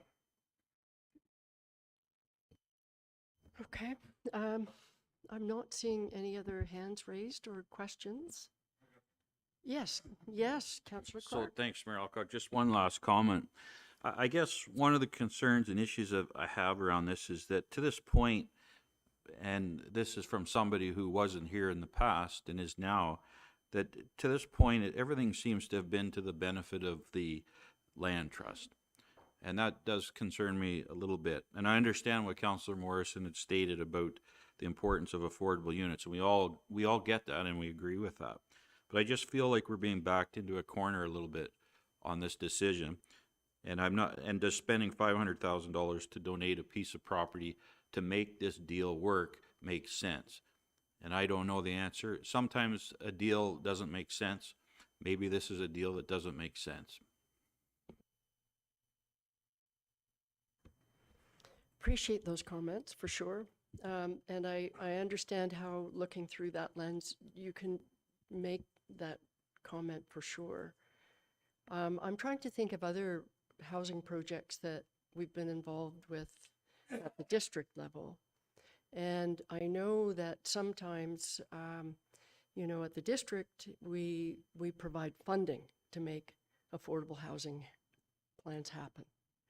And at the lower tier, we don't have that kind of funding as a rule to contribute, except in this case, Councillor Clark, you're quite right. In this case, we're proposing to incur a $500,000 expense in order to make this housing project work. But one of the only tools we have is contributing municipally owned land. So from my perspective, I think, well, this probably, if you look for other projects across the board, there would be other municipalities that would try and cobble together ways in order to make the housing happen. That's how I see this. But you're quite right. It isn't just a grant to them. It is also, to Mr. Parker's presentation, replacing a much needed service for our community, right? So it's not just here's 500,000, but it's replacing a piece of necessary infrastructure. So the question is it too soon? Well, that's also open for discussion. But any other, Councillor Renwick? Thank you, Your Worship. And I think that's exactly how I see it, that this, even if this land trust wasn't happening, we'd still have to do the repairs on this tower. So it may, if we do it now, it's probably going to be a lot less than if we were to do it in 5 or 10 years when we'd have to do it. So it is an investment in our community, and I think I can see, Councillor Clark, how you're looking at it, but I can also see that this is something we would have to do anyway. So let's do it now, and if it benefits, having 160 homes there, let's do it. Thank you. And Deputy Mayor Armour. Thanks very much. Through you to Ian. Have we explored options of maybe leasing space on other towers that we wouldn't have to replace that tower? We could just lease spots someplace. And I'm just thinking with technology coming with AI and stuff like that, how, things are moving ahead so rapidly. Is there any opportunity, you think, to rent some space on some other tower, get us past, and then maybe change going down the road, or is that not even an option? Do we have any towers we can rent from, I guess? Through your worship, the answer is we have looked. It is available as an option.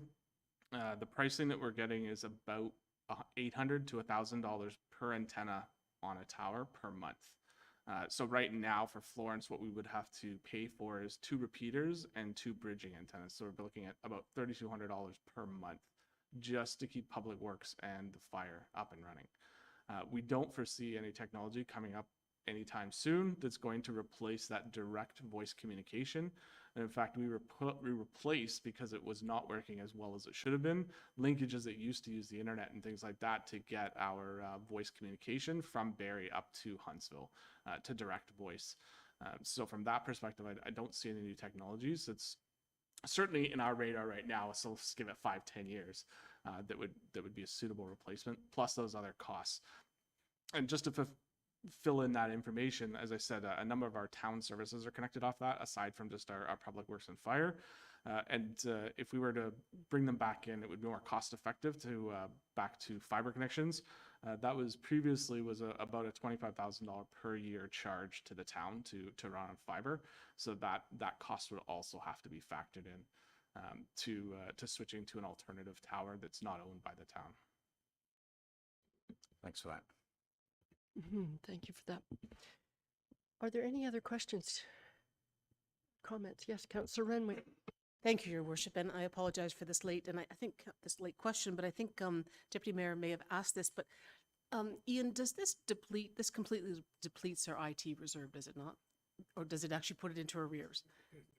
Okay, by 250,000 or? To your worship, I believe right now it is in arrears, the reserve, so this would it be in addition to. Okay, thank you. I know. Yeah, it's a funny situation. I don't have, yes, Councillor Fitzgerald. I think, Just a little quick math. Leases would provide us 11.5 years of service versus a 60-year expected tower life. So, and if we wait, it's going to cost us 25 or 30% more. right. Thank you for that. All right, I think we've exhausted this discussion, so I have read the motion, and I am going to call the question. All those in favor? Okay, all those opposed? Perfect, that carries. Thank you very much for that discussion and for the report.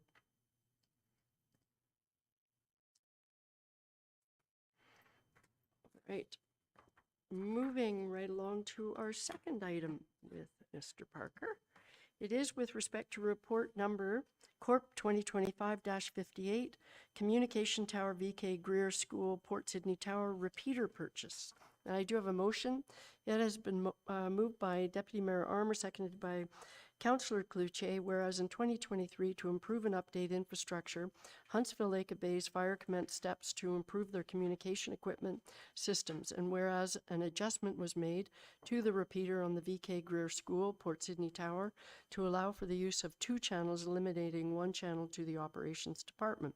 And whereas the Operations Department has determined the impact to connectivity was inadequate, and to continue efficiency and for the safety of staff, they procured a repeater for the Port Sydney Tower at a cost of $21,710. Now therefore be it resolved that committee acknowledges the unbudgeted purchase of the repeater for the VK Greer School, Port Sydney Tower for the Operations Department, and further that the amount of $21,710 be taken from the Information Technology Reserve, and further that the new repeater be added to the IT capital plan, as well as the town's asset management plan, and further that $1,450 be included in the Mayor's draft 2027 budget to reflect the increase in capital funding annually due to the increase in IT capital.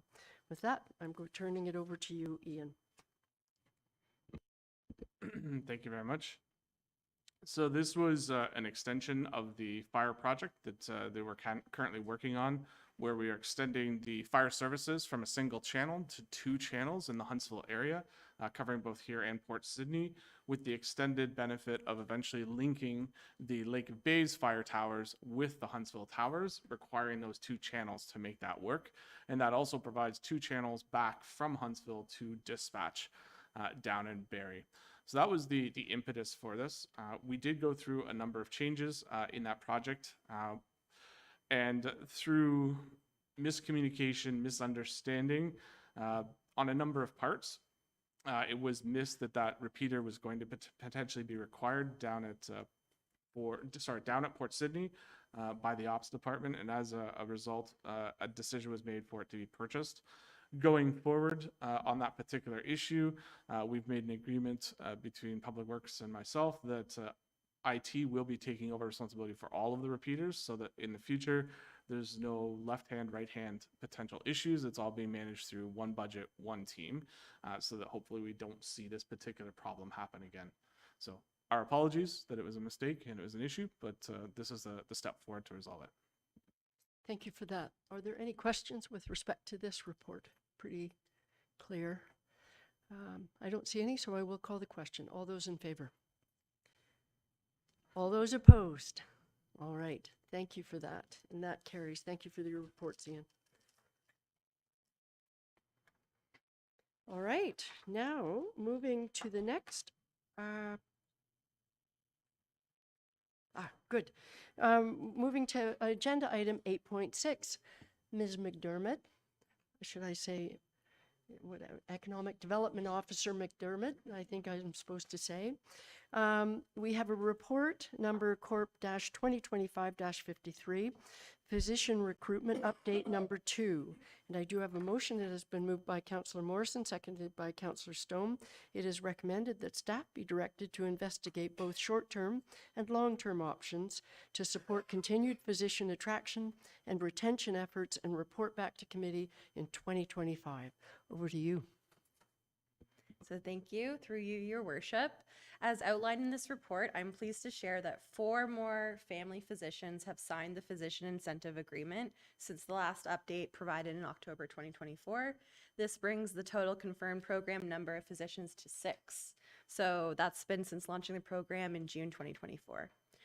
With only 4 spots remaining in the existing incentive program and several strong leads, staff are seeking direction from council to begin investigating options for short and long-term next steps of healthcare attraction and retention efforts in Huntsville.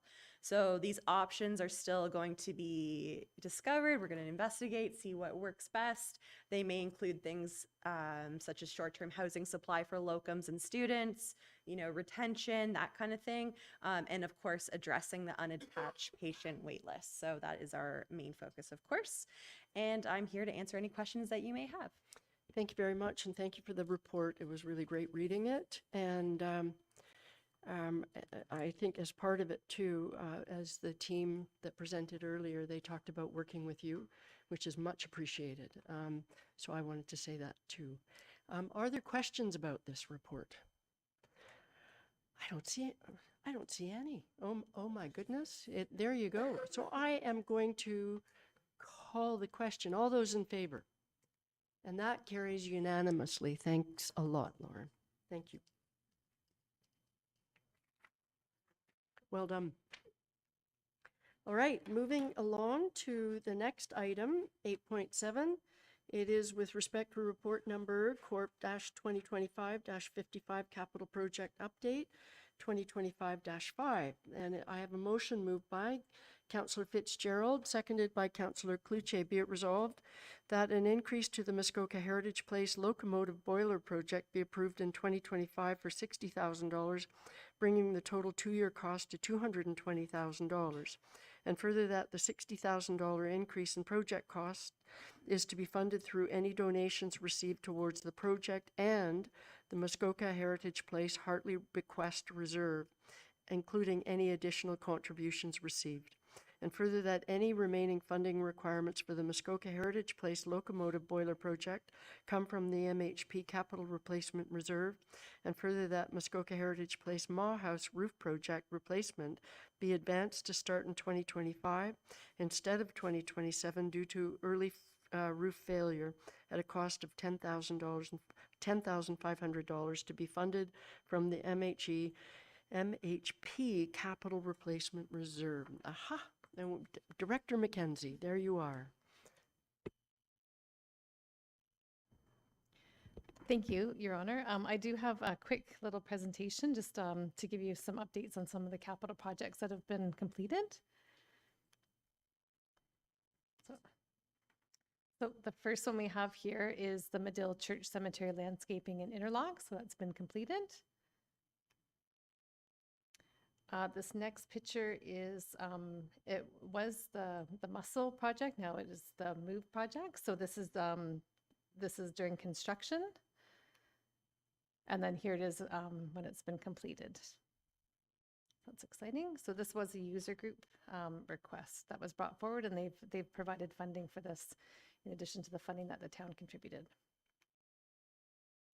The Conroy Park tennis courts, just stand up.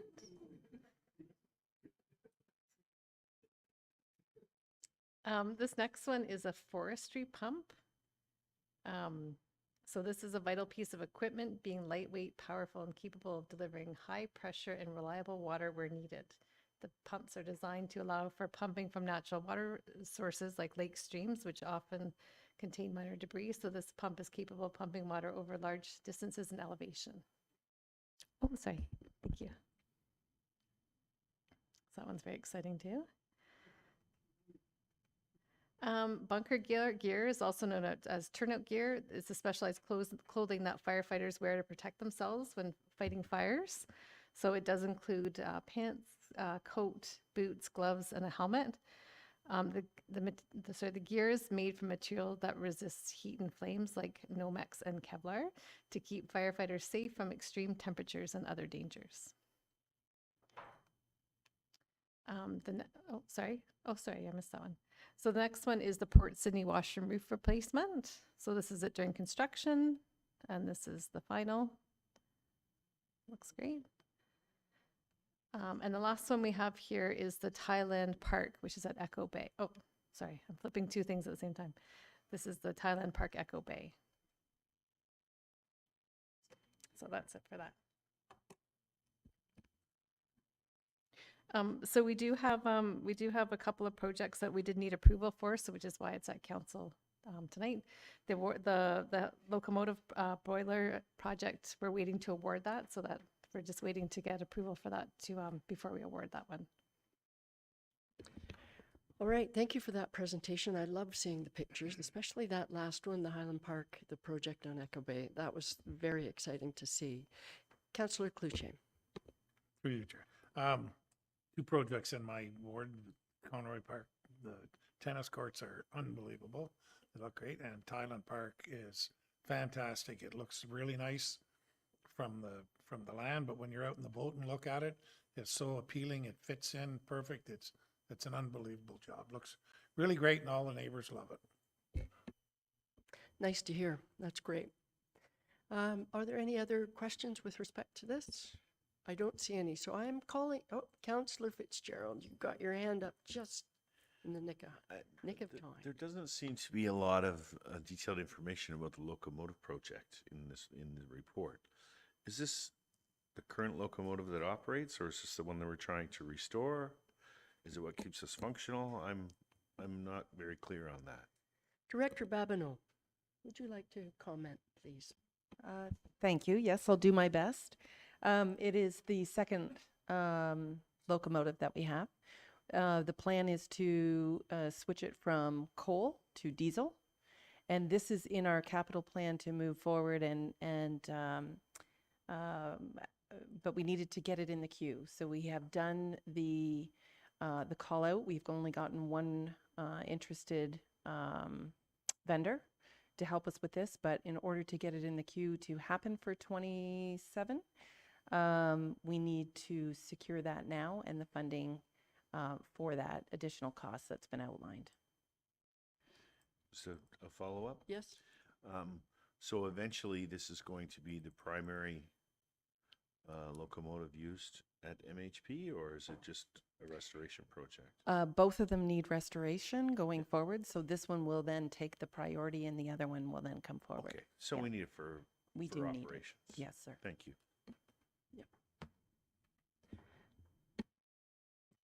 Are there any other questions? Seeing none, I will call the question. All those in favor? And that carries unanimously. Thank you all. Thank you, Director McKenzie. There we go.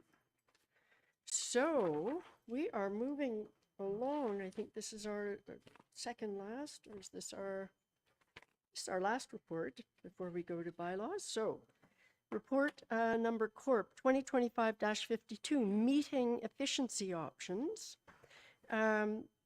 I do have a motion. It has been moved by Councillor Cloutier, seconded by Councillor Stone, whereas some members of council have put forward a motion to change the time of regular council meetings from 5:30 p.m. to 1 p.m. And whereas council deferred the motion and directed staff report back on options that would assist in meeting efficiencies. Now therefore be it resolved that council approves the following meeting efficiency options as outlined in Report Corp 2025-52, and direct staff to prepare any applicable bylaw amendments for consideration at the next regular council meeting. So with that, I am turning it over to Clerk Kalea. Thank you, Mayor Alcock. So as council remembers, in June, council had a motion on the floor to consider moving the time for council meetings from 5:30 till 1.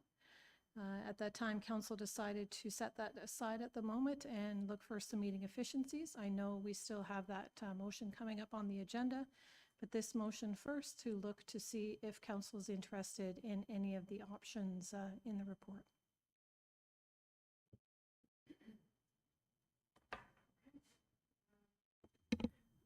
Perhaps, Councillor Stone, would you like to speak to that? Well, if we're talking about efficiencies, because we have the motion regarding time coming up, is that correct, separately?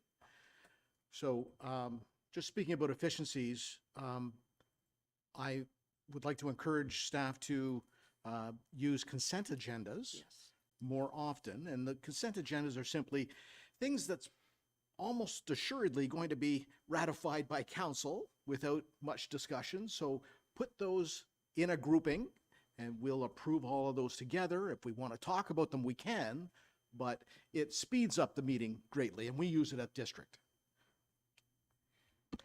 Thank you for that. I think that was the one change that I thought we certainly I would support. And I see that more at general committee than at council. General committee, we have a lot of items that I think we've often asked. Sometimes we think, why is it even here? So those items for sure could be combined. And if there's an item that you think is under consent that you think, oh, well, I have lots of questions about it, it can be pulled from consent and we can separate it. So it does actually save a bit of time. So I would support making a move to have a consent agenda on our general committee meeting. So that's my thought. Councillor Clark. Yeah, thanks, Mayor Alcock, and I would support that. I've talked a little bit to Deputy Mayor Armour about the whole idea of the consent agendas and how that works at the district, and I think we could definitely take advantage of that here. I think it's a good idea.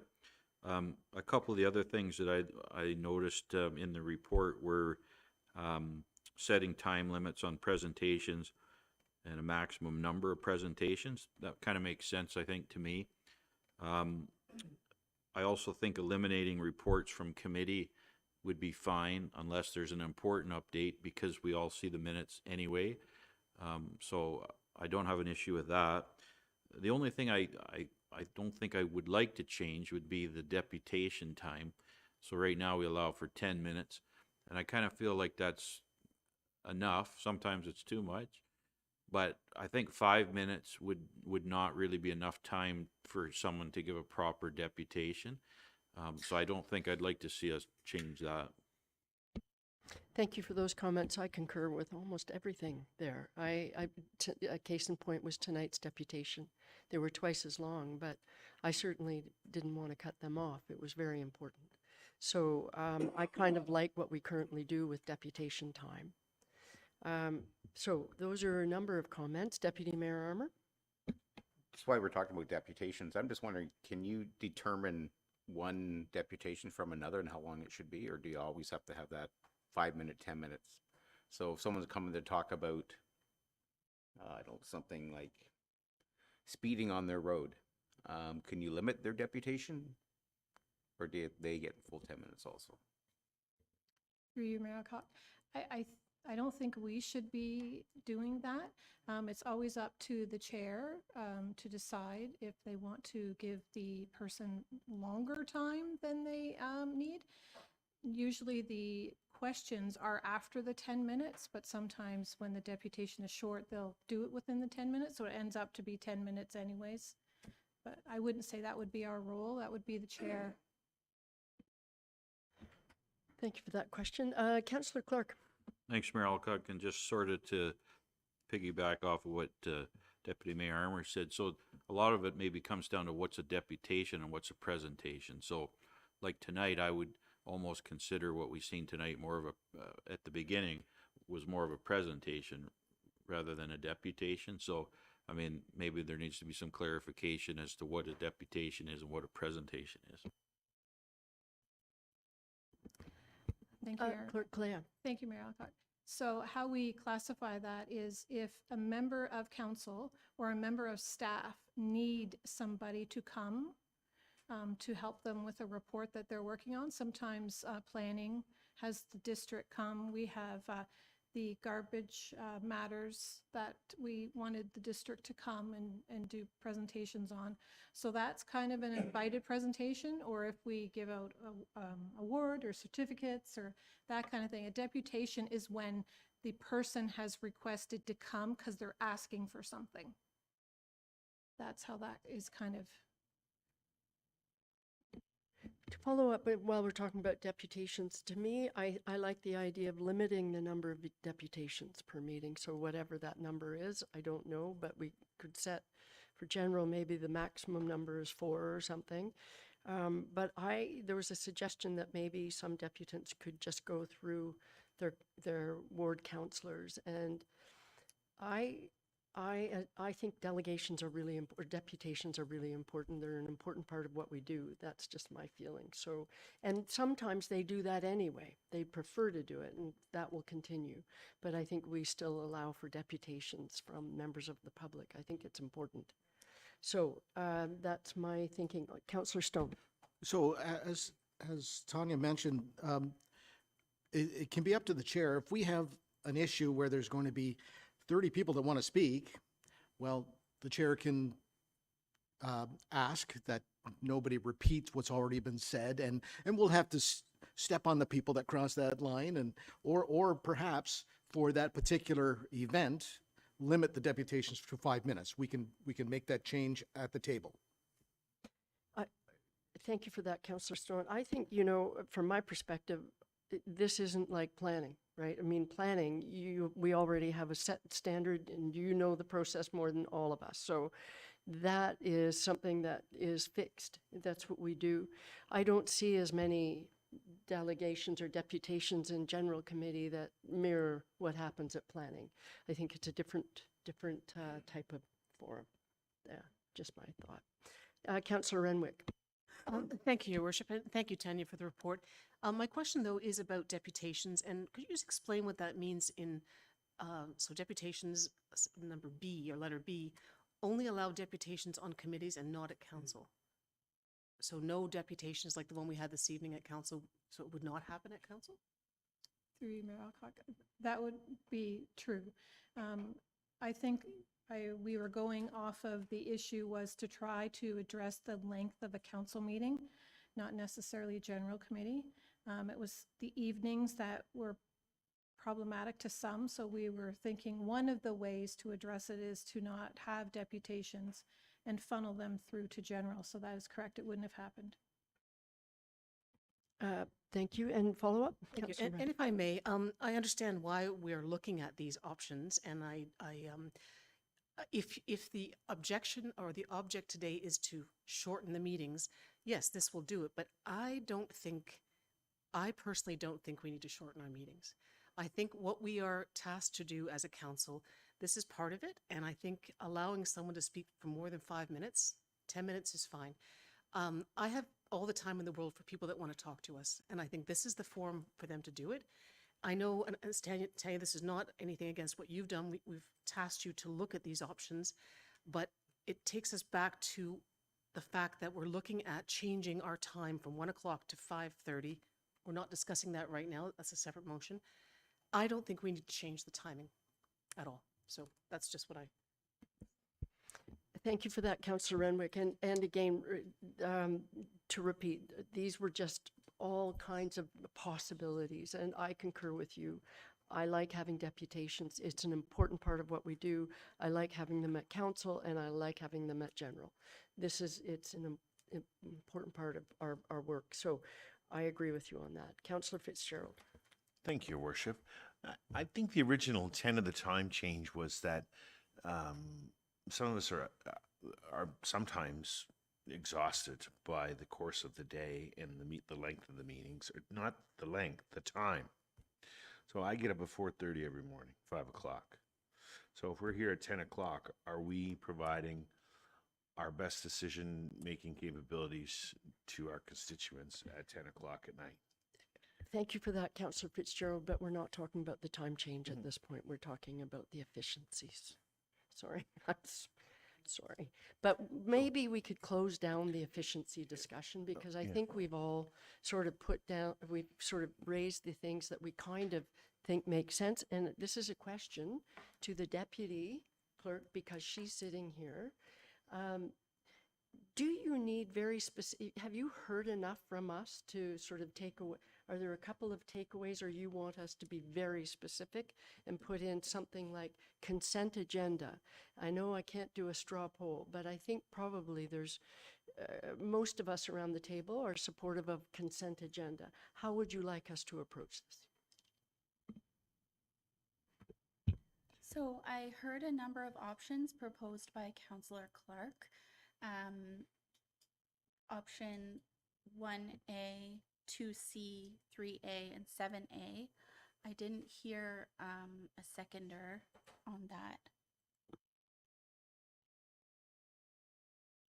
So may I, because you've said it very specifically, 1A was set a maximum number of presentations. That would be ceremonial presentations, or invited and ceremonial. And you said 2C, which is set a maximum number of deputations. And what was the next one? 3A. And 3A, eliminate providing individual updates. So that would be on reports from committees, the meeting minutes. Would that also include district minutes? So all meeting minutes.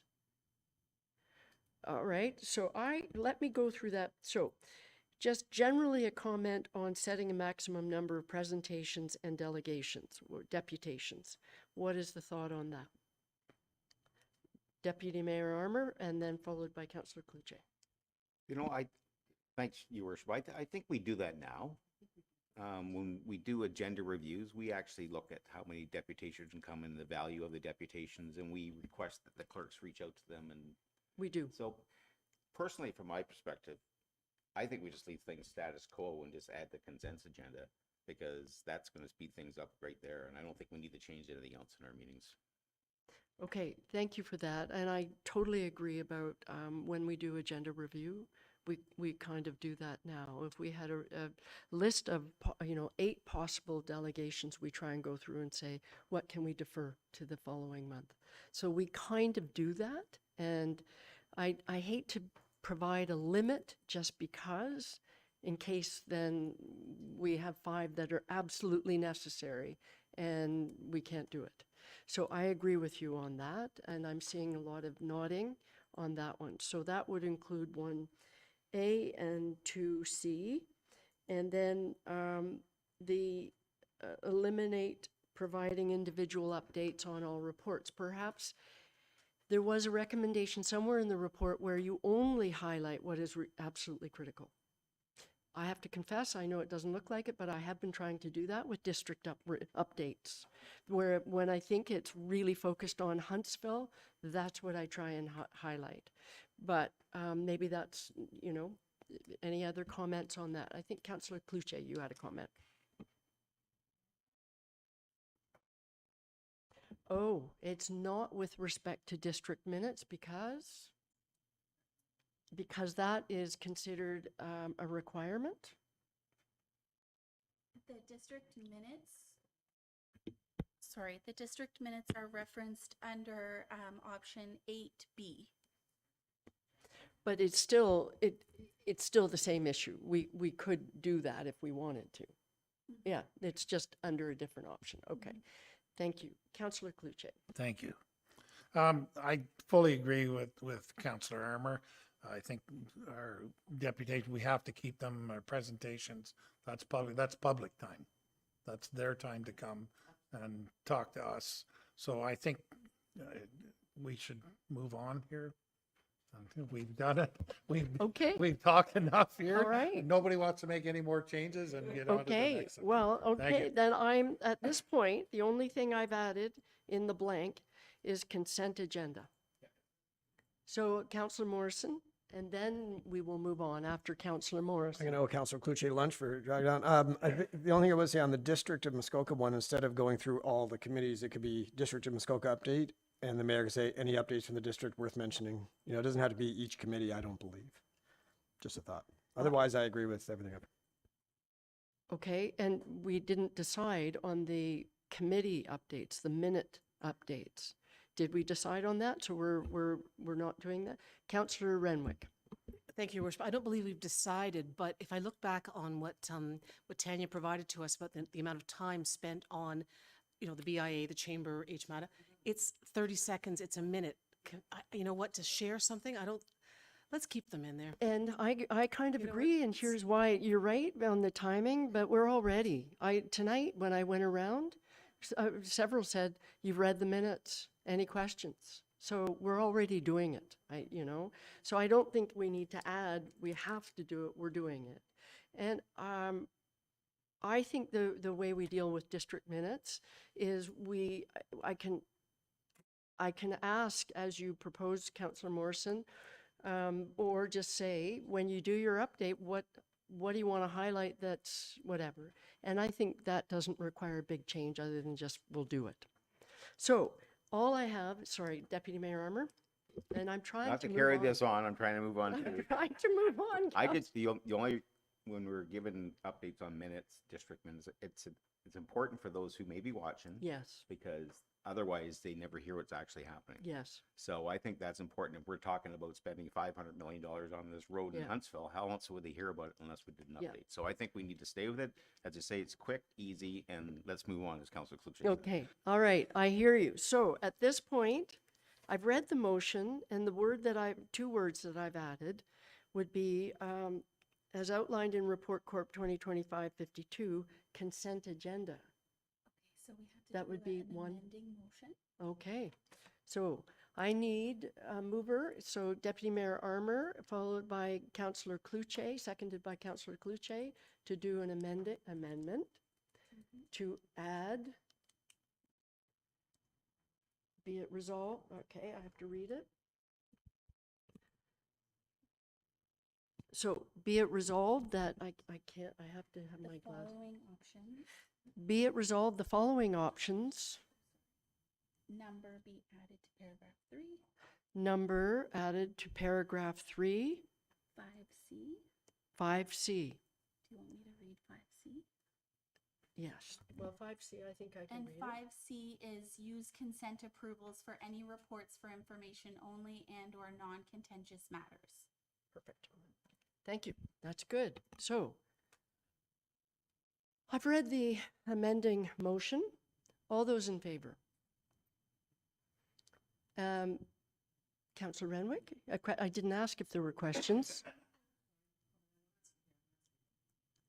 May I ask? You may, I'm just you a little may, even though confused. you just voted, but that's okay. I did, but my question is, why did we separate those two out? Because we've got one motion that states about the time change, but we're looking at the efficiencies. But we started with the efficiencies, now we're gonna go to Okay. the time change. So I need to So know. Thank you. that's been, we had this whole list of possible efficiencies, and out of that whole list, we've decided to go with one, and that would be consent agenda. And so I've just read it, and we've just voted on it unanimously. So, that's that. Now, I need the next, I'm going to call the main as amended. All those in favor? Okay, thank you. And now we go to the next motion, which is, all right, the clerk is coming back.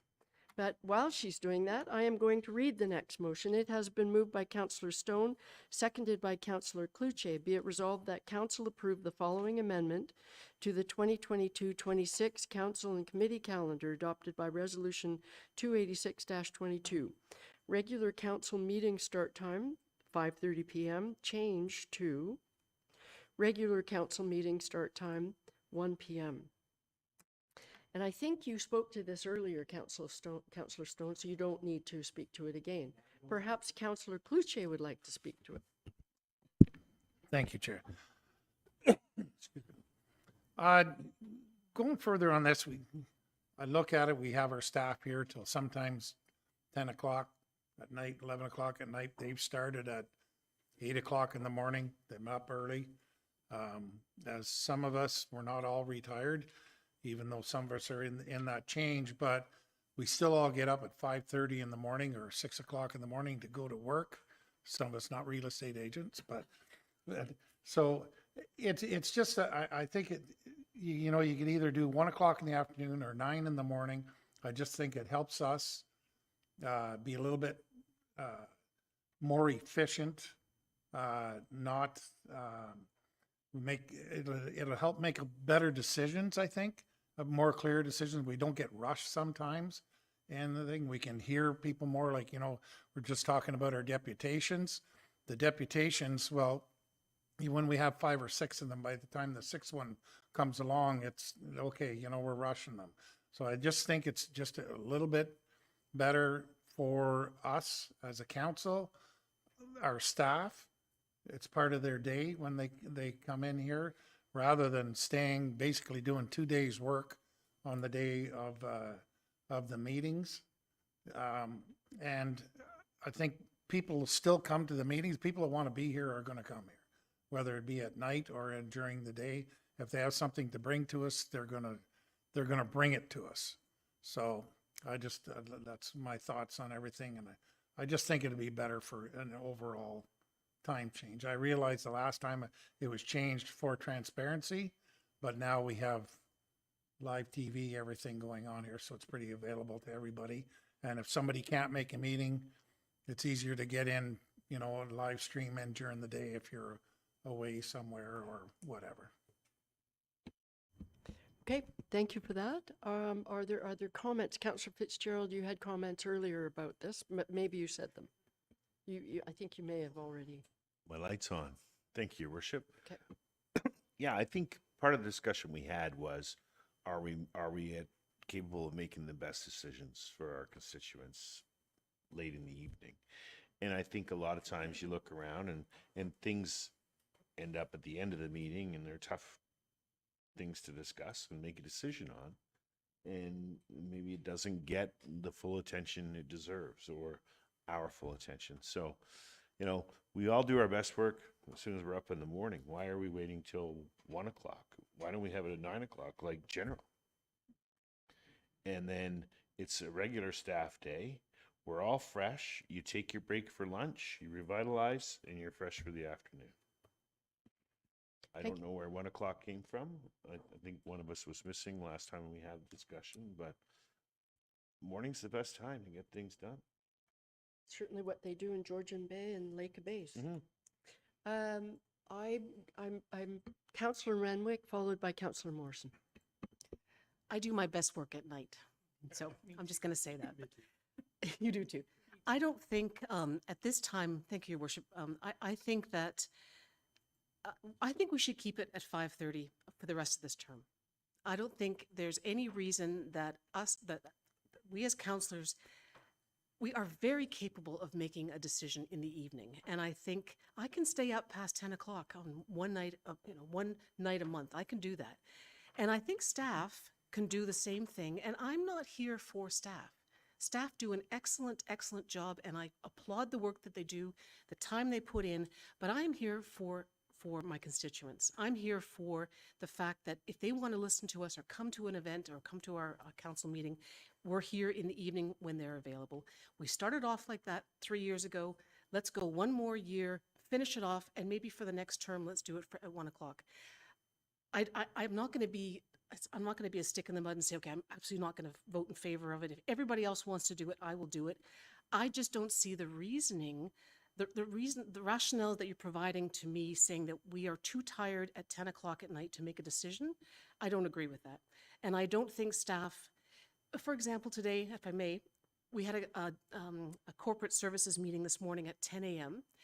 It gives us a couple of hours to review the agenda, and then staff as well, it gives them a bit of time in the afternoon to review the meeting as well. And in the evening, they have a bit of extra time to deal with what's coming up in the evening. So if we took that away, today we finished at, I think, 11:30, 11:45. That gives us staff an hour to get ready for the meeting at 1 o'clock. It changes their day as well. There's a nice rhythm to this right now, and I like it. And I mean, I can stay up late one night a month. I can do it. I will. Thank you, Councillor Renwick. Appreciate it. Councillor Morrison. followed Thank by you, Mayor Councillor Alcock, and through you. I stay up late too many nights a month.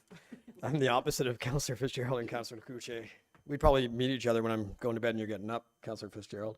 But I'm the same. I don't do my best work in the morning unless I have a few coffees. I do my best work at night, but there's a few reasons I would not want to change it. And I'm the same as Councillor Renwick. If it's what the majority wants, I'll support it. I'll come happily. And I could do 9 o'clock. I could do 1. I could do 5:30. It's fine. But as chair and co-chair of Finance and Corporate Services, I can honestly tell you it doesn't work for us. Like for us to meet, I don't know when we would do agenda review. Fridays don't work for a lot of us. So we do need that time to turn around. We need to get our heads around the agenda items. It's usually the most items on the agenda is corporate services. And we had a lot of discussion today, good discussion about the items on general and council. And then, yeah, thankfully the staff then had till 5:30 to work on the changes, get things in order. And then we had time to get our heads around, make a few phone calls to councilors, talk about some stuff. So it doesn't work for me. I did ask some members of staff what they would prefer. And of course, they're good soldiers. Whatever council wants us to do, we're just going to do. Like they're just like, whatever you want, we'll do it because that's how they are. But having a meeting at 1 o'clock takes up a half of one of their work days. And I got the impression from some of them that that's not the most ideal. You're going through work. They'd rather work right through, have the council meeting and then come back. If it's a really long meeting, it'd be nice if they could have a bit more rest the odd day, maybe work from home the odd day, those that have to travel. So I think overall for workflow for staff, it's not ideal. I think for us on our committee, it's not ideal, but we'll make whatever work, just like staff said, I'll do whatever. Thank you for that, Councillor Morrison. And Councillor Schumacher. Well, I won't be supporting it whether it's the majority or not. I do agree with the 5:30 time. Again, for my workday, it does work, but I guess I've just always seen it as for, 32 years of a father who came to council meetings in an evening. It is just something that we have always done as a community. I really liked the invited and ceremonial guests when we had Gary the bus driver here or the Sting. And I do not see how those are going to happen at 1 o'clock in the afternoon. So I would like to still be able to have, when we do have those invited and ceremonial guests, be able to come in the evening and have their family support them and have their parents show up and cheer them on just as much as we do in this community. So for me, those are the times that make the most sense. And to Councillor Morrison's point, I mean, I think there are staff busy. I hear them typing around behind me. They're getting a lot of work done while they're here into the evening too. So and they're compensated for the overtime that they do and the stuff that they put in. And if it means we have to flex a little more or whatever, we'll make that work. But my bank even now will meet with me after hours and do a mortgage specialist appointment at 5:30. We have become a community that has to expand our hours and our base. We're not just a 9 to 5 the same as, you know, everything has expanded and grown, and I think we need to be that service too. Thank you for that. I'm going to ask the mover and seconder, any thought, looking at Bracebridge and Gravenhurst, they both start at 2:30 or 3. And I wondered if there was any thought as to why 1 versus 3. Councillor Stone. Well, a couple of things. So, 1 o'clock, you can still have your pre-meetings, and yet still be within the daylight hours of the day. Council district has just changed to 1 o'clock. Works wonderfully well, especially for people traveling. While I've got the floor, if I might just make a comment about Councillor Schumacher's comment about deputations. And we talked about how important it is for the public to come to us and have that opportunity. And I think it's would be very simple if we move our meetings to 1 o'clock to invite them to come for 5 or 5:30, and we'd still be here, and we'd make sure we have that time to have a good public deputation. Appreciate that. My comment on that, there wouldn't be a guarantee that we'd be here at 5, right? It's a thought, but we might actually have, because we're now doing consent agendas and everything, we might be finished after 2 hours. So okay, thank you for that. This side, I think, Councillor Kluche. Yeah, the reason why I talked about 1 o'clock also was we figured if they run in 6 hours, approximately, that's what, 5 hours, 6 hours, we're out of here at supper time or whatever, you know, in around that time. Still gives staff and the rest of us time with our families. As far as you said your meeting started at 10 o'clock this morning, well, then maybe it might have to start at 8:30 or 8. You know what I mean? If it works out to fit that you have to do that. It's just, I just find staying in, yes, I stay up late lots too. But it just, I think it's more efficient for the whole town hall staff, people coming here, whatever, that's. Okay, I appreciate that. I did, in their note though, it did say that Huntsville's regular council meetings are averaging 3.5 hours. I remember reading it and being surprised because they seem longer to me. And it did say the longest meeting was 5 hours. And it seems to me we've had probably a number of those, but that's what our stats show according to Clerk Kalea, right? So that's what we're averaging. Have we exhausted this? Are we ready to call a vote on the motion? Should I read it again? Do you have your hand up? No, it's your face. Okay, all right, sorry. Councillor Clark, I'm sorry. You were thinking, you had your thinking thing on. All right, so the motion, oh, yes, Councillor Renwick. The thing that I motioned, or that I asked about changing this for next term, is that something that we would consider doing as a council? You want to do it for this term, right? Okay. The motion as it reads is referring to this council, and it would happen immediately the next, September. If it passes, Deputy Mayor Armour. Thank you, Worship, for carrying this on for me. Thank you. I'm just wondering, would anybody be acceptable to an amendment? And what would your amendment be? Moving it to 3 o'clock in the afternoon, and instead of 5:30, instead of 1 o'clock. I don't know So if I are have you a proposing that? proposing that we move So it to would you like to move? amendment to 3, if I have a seconder for that? Is there, or do we have a seconder for 3 o'clock time? Yeah, you have, okay. Councillor Stone has a question, not necessarily seconded. So we were asked why 1 o'clock. I'm going to ask you why 3 o'clock. Is it simple compromise? Exactly. Okay, so I am not seeing a seconder for that. I'm looking, I'm observing. I don't see a seconder. But there we go. So I am going to read the motion one more time. I have a motion moved by Councillor Stone, seconded by Councillor Cluche. Be it resolved that Council approve the following amendment to the 2022-2026 Council and Committee calendar adopted by Resolution 286-22. Regular council meeting start time 5:30 p.m. Change to regular council meeting start time 1 p.m. Questions or comments? Last go round. I don't see any, so I'm calling the question. All those in favor? All those opposed? It's defeated. Oh,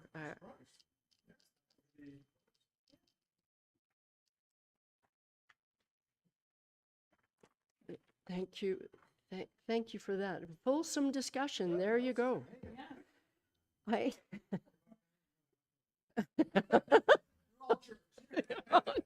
Wait a minute. I'm sure there's a language problem. Wait a minute. There's a language issue there.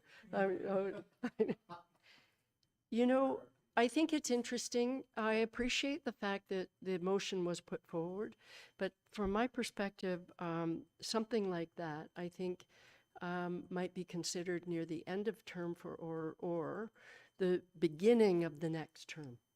And so the new council, whatever that council looks like, might be very different and might want to deal with that right off the bat. Just saying. That's something. I think that was a comment from Councillor Renwick. Why are we doing this, right? So we're going to move on to bylaws. I have a motion moved by Councillor Clark, seconded by Councillor Cluche. Be it resolved that bylaw numbers 2025-77 to 2025-88 inclusive be reported and passed this 28th day of July 2025. And I'm not reading all of the bylaws because they are as they were in our agenda package. They are also on the screen. Comments, questions, all those in favor? And that carries. And I think Deputy Mayor Armour is reading the next motion. Thank you, Your Worship.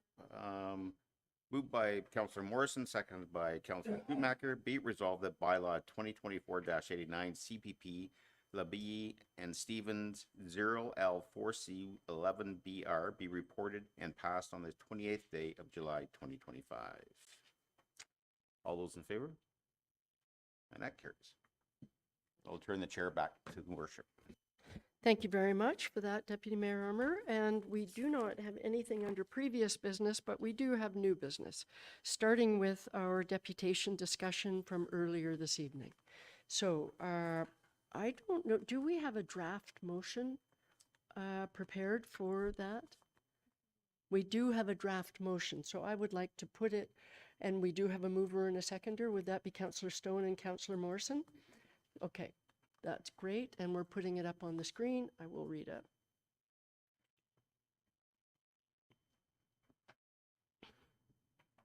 Okay, on the screen. Councillor Stone is moving and Councillor Morrison seconding.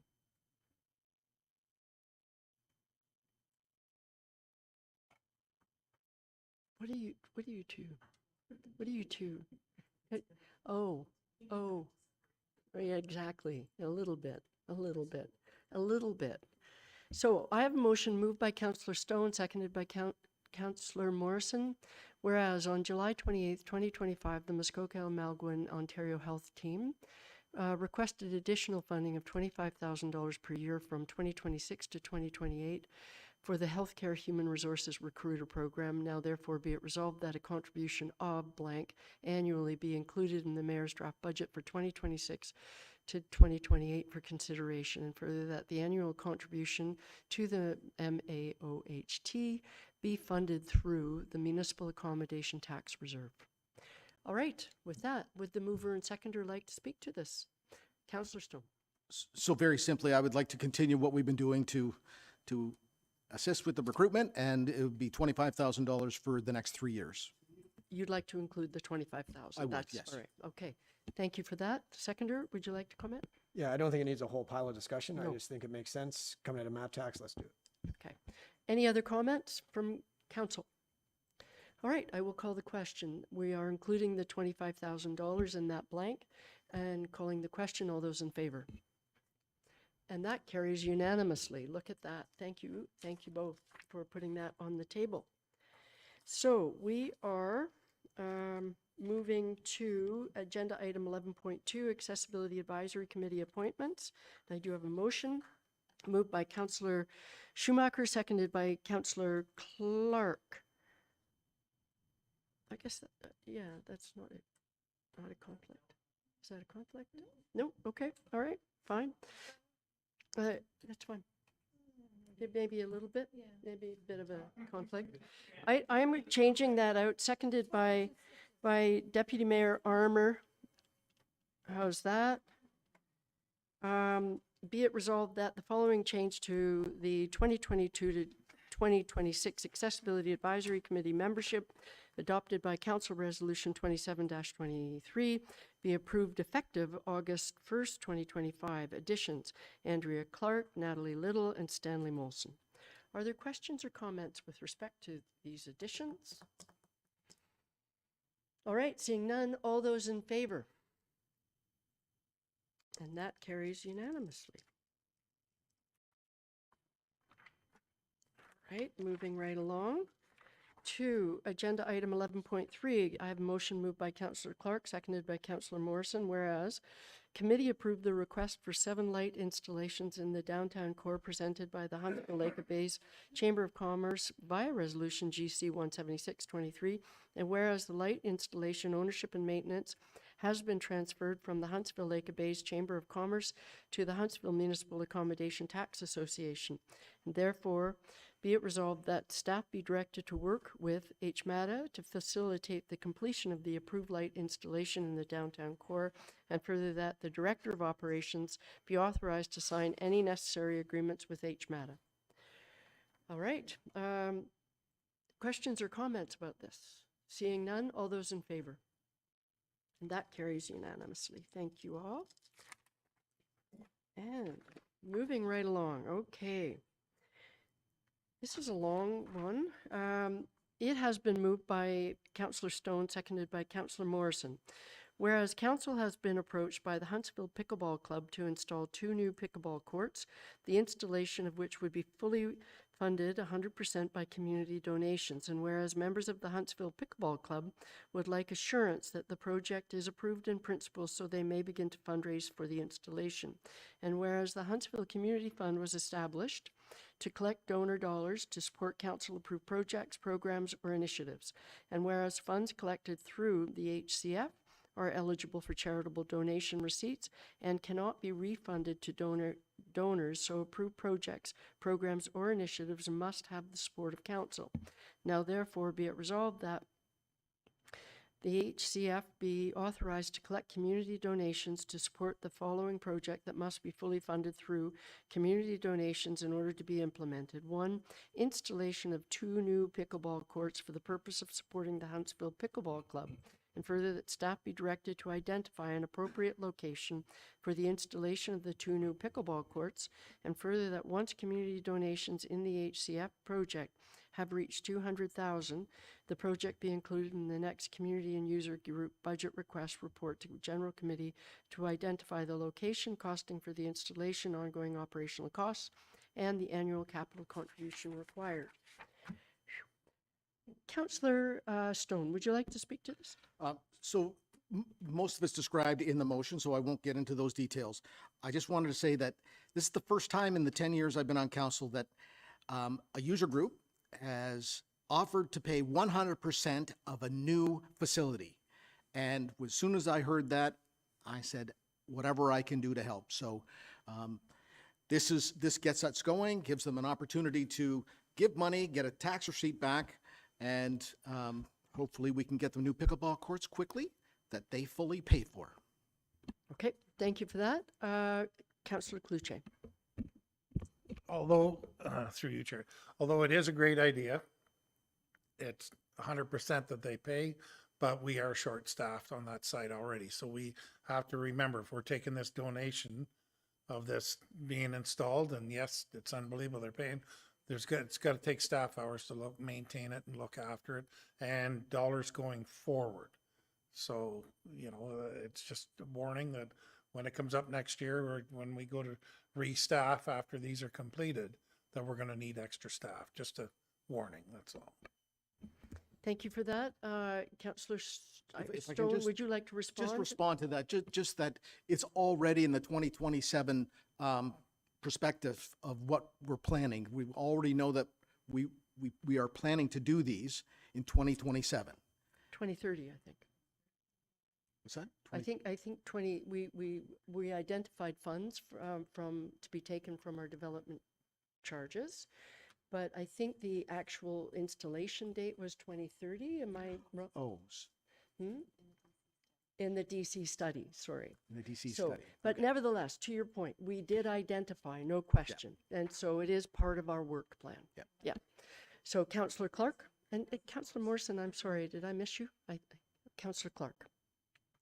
Thanks, Mayor Alcock. Just a quick, I know it says in the motion that the locations will be addressed once we've got to a certain amount of funds, but do we have an idea where the two sites might be? As far as maybe our operations department or? I'm going to ask CAO Corey. Thank you very much, Your Worship. So we did have initially, as council's aware, we went through the process where all the user groups came forward. They made the request. At that time, the pickleball group was not committing to pay 100%, so that has changed slightly. We did have our manager of parks and cemeteries go out and look at the existing location. And it's a little bit challenged because we have other user groups such as the Frisbee Golf is in that area as well. So it's not an easy answer, if I can say that. There would still have to be additional work to determine where those new courts would go.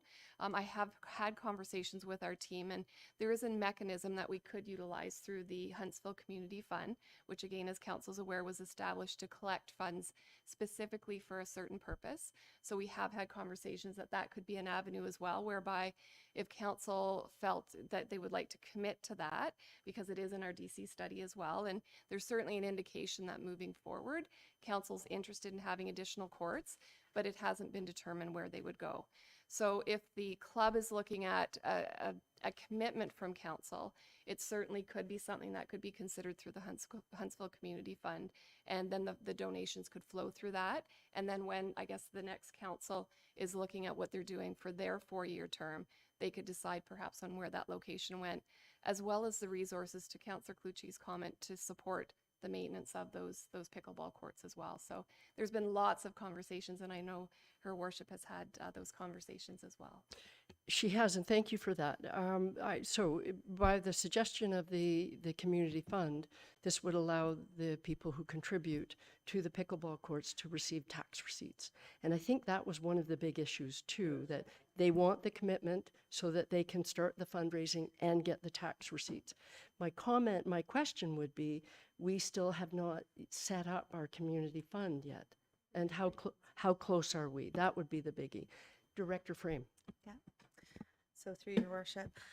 So we have signed the agreement with Muskoka Community Foundation to set up the fund. We are in the process of developing the web content for the 2 projects that were already approved. So it's with our marketing team right now to approve that web content, and we should be launching those 2 projects very soon. So this could potentially be a 3rd project that we could launch.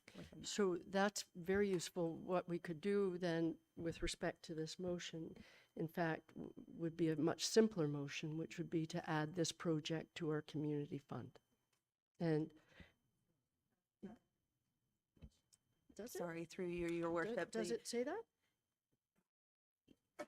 Huntsville Community, and whereas was established to collect donor dollars. That's what it does. Thank you very much. Okay.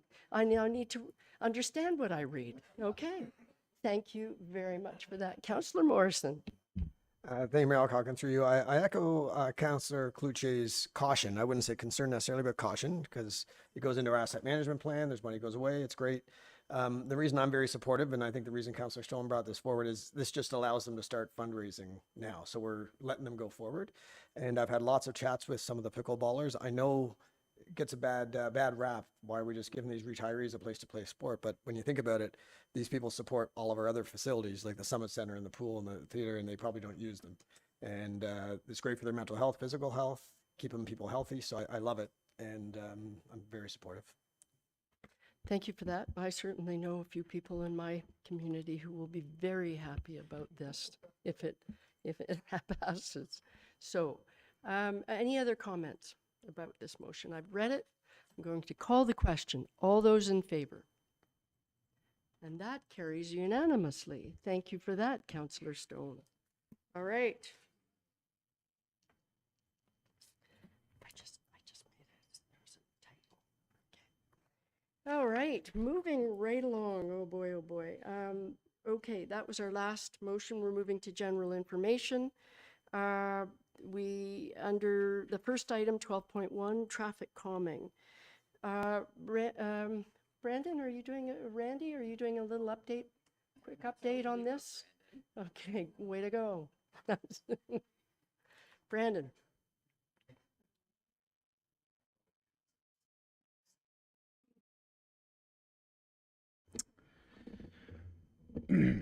Well, thank you, Worship. We'll just start with an update. So you're all aware we installed some traffic calming measures up in Woodland Heights. We also just installed some on Silver Street as well. This is nothing that's uncommon. It may be new to Huntsville and the residents in Huntsville, but this is a product that's been around for a while. It's very well used in Ottawa, Quebec, and our neighbors to the south are just starting to install them this week in Gravenhurst. So, they do work. The attitude has changed a little bit around Woodland Heights. We have been getting some really nice emails, just telling the staff of what great job they've done. And it is something new. It's change. We all know how we go through that. But you can expect to see more. And we're going to work out a plan where we can install more. But they are working. We will put traffic counters out to see how that and prove that those results are working. So with that, and while I do have the floor, I would like to say one thing. And it's directed to Councillor Cloutier. You did a media release with your TV, and I had the privilege of showing that to our staff down at Medill. I sat them all down. I showed them that video. And on behalf of operations, we do want to say thank you. They do see that support. And again, you hit the nail on the head in that interview. And it's not easy for them to go out and do this stuff. The traffic calming also protects our workers and people speeding like that. And it's not just that area. We know what happens everywhere, but it does protect them. And they were very well receptive to that video. So on behalf of them, thank you.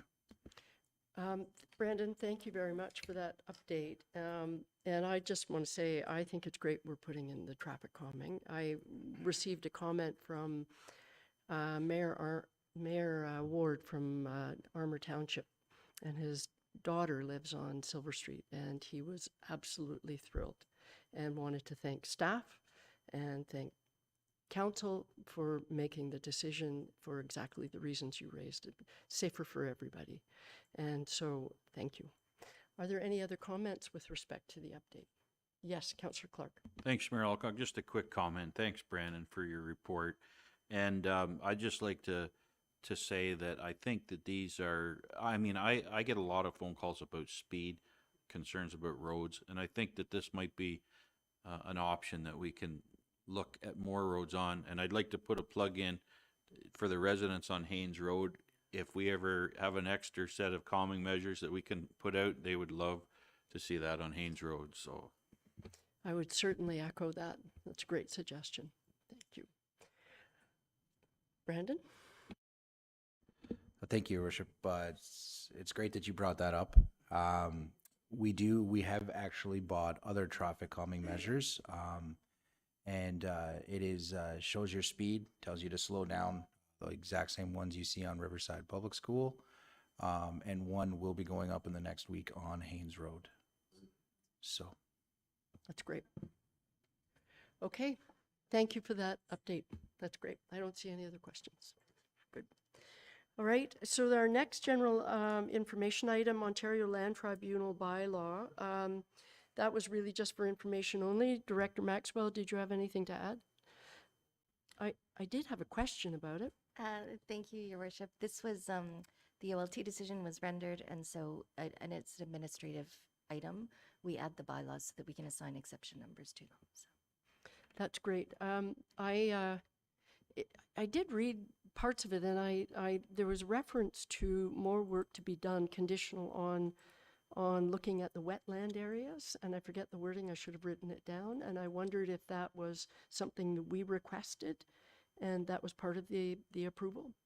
That, yes, Your Worship, there was a discussion, Council may recall, during the approval process for that, there was a discussion about some of the work that was done in the wetland and whether or not the smaller wetland should be included. And so this was a bit of a compromise to come up with some wording that will go into the agreement so that moving forward, the wetland areas are better protected.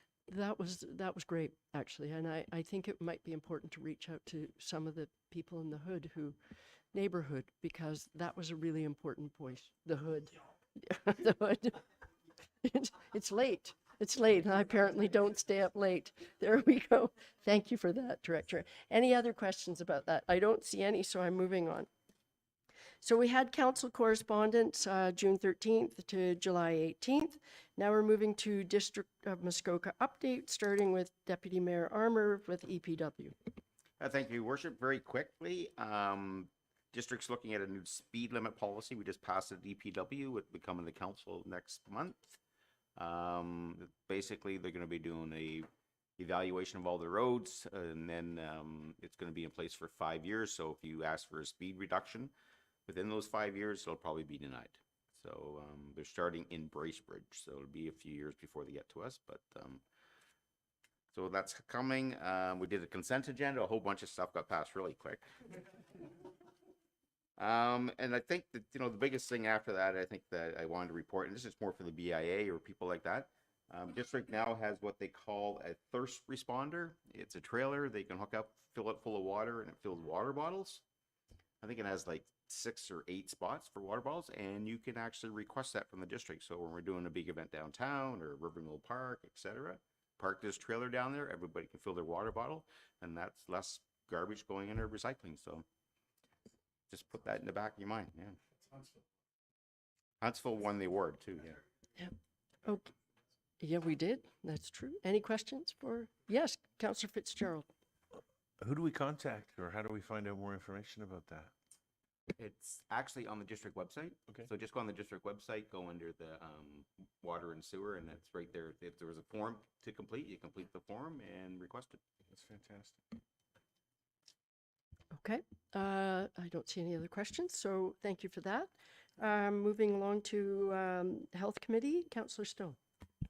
Sure, very quickly. We awarded $200,000 to assist with the creation of a health hub in Gravenhurst, which is, they're trying to, we had a deputation from Rotary as well, who were contributing, and so they're trying to pull all this together, and you saw that they have 13,000 people in South Muskoka with unattached patients. Yeah. With the opening of the new Fairburn in the spring, we need to hire close to 130 people. So what we've done at the district level is we've hired a new full-time housing coordinator, and we're also securing housing itself. This has been a stumbling block because we put out feelers for having people apply, and very often they say, yes, I want to, but they can't find housing, can't afford it. So we have financial mechanisms as well, and we're going to have the housing, and this one person that we hire is going to pull it all together. That's great. Any questions or comments? Okay, seeing none, then we are moving to Councillor Morrison. What you have two, District Housing Task Force and FCS. Yeah, nothing pressing about the Housing Task Force, just ongoing work to try to get more housing built. But ironically, the only thing I want to mention from financing had to do with housing. We're looking at local improvement charges and historic local improvement charges. And I tried to bring something forward to encourage smaller housing developments. So if someone's going to sever a lot 11 meters, so they can't have a single family home, it has to be a semi. So 2 11-meter lots has to be a semi. And if they're willing to build 4 units on those semis, I would like to see a waiver of those local improvement charges. This example was on a road where the local improvements went in 2002. And here is someone now in 2025 trying to sever a lot so they can build 4 840 square foot units and sell them for an affordable price. and they're getting dinged with $35,000 in local improvement charges. In 2002, you would have paid $8,000 in local improvement charges per lot, and it would have been a lateral right to your lot line. Now you're paying $17,500, and you got to bring the lateral from the middle, and it's about $50K to do it. So that came forward. It didn't get voted on, but it is getting pushed. So the three of you guys, it is going to come to full council for a discussion, and I'll let you know all the thoughts on why I think it's relevant and valid. But it's just, I think, a really good policy tool to get people to think about severing small lots into smaller lots and building smaller houses. So other than that, status quo. Thank you for that. So that will go to the Super Cow meeting in September. Super Cow. All right. Thank you for that update. I had three. One, we did not have an OPP board meeting in July, so nothing to report there. And District Council was pretty straightforward. We approved all of the sets of minutes from various committees. And we did confirm that we will have a change in our committee structure starting in September as a pilot. So the first one in September is a big committee of the whole, where we'll be discussing what Councillor Morrison just talked about. And that's it for council. And for CAPS, Community and Planning Services Committee, again, it was a short meeting. Couple of things of note, though, is we've started something called the Climate Hero Program and Climate Youth Advisory Council. And what I thought was really interesting there, the Climate Hero Program goes across the district. It's for companies and individuals who are meeting our climate change targets. And our own Kimberly Clark in Huntsville has already received one of the highest levels you can get for the work that they do. And I thought that was important for our community to hear that, because they're way ahead of the game. And we will, at the end of the year, have an awards ceremony of some sort to say who is a climate hero. The other thing of note that I thought was important is under housing and homelessness, staff presented our housing investment framework over the next 8 years, and they identified some significant projects that they tried to narrow down what might be possible. And 2 or 3 of them are in Huntsville, outside of other things that they're working on through MAHIP or whatever. And one is the redevelopment of Meadow Park, where they already have district housing, and that would be a significant project that could be coming down the pipe, and like we could be discussing it over the next year. And that would be a major deal. And then of course they are looking at Chaffee Street for some new transitional housing, up to about 12 units there. There was another identified site in Huntsville also for transitional housing, and it didn't have an address. But I thought that was kind of interesting, because that is all kind of now being identified as priority projects. So that's it for me. Are there any comments or questions? Okay, so we're moving on to 12.5, and it was the Council of the Federation event that we just hosted in Huntsville, as well as the Lieutenant Governor of Ontario visit to Huntsville last week. And I can be really brief on this. From my perspective, the reason why I wanted it on here is it was an incredible event to have here in Huntsville, for all of the reasons that are obvious.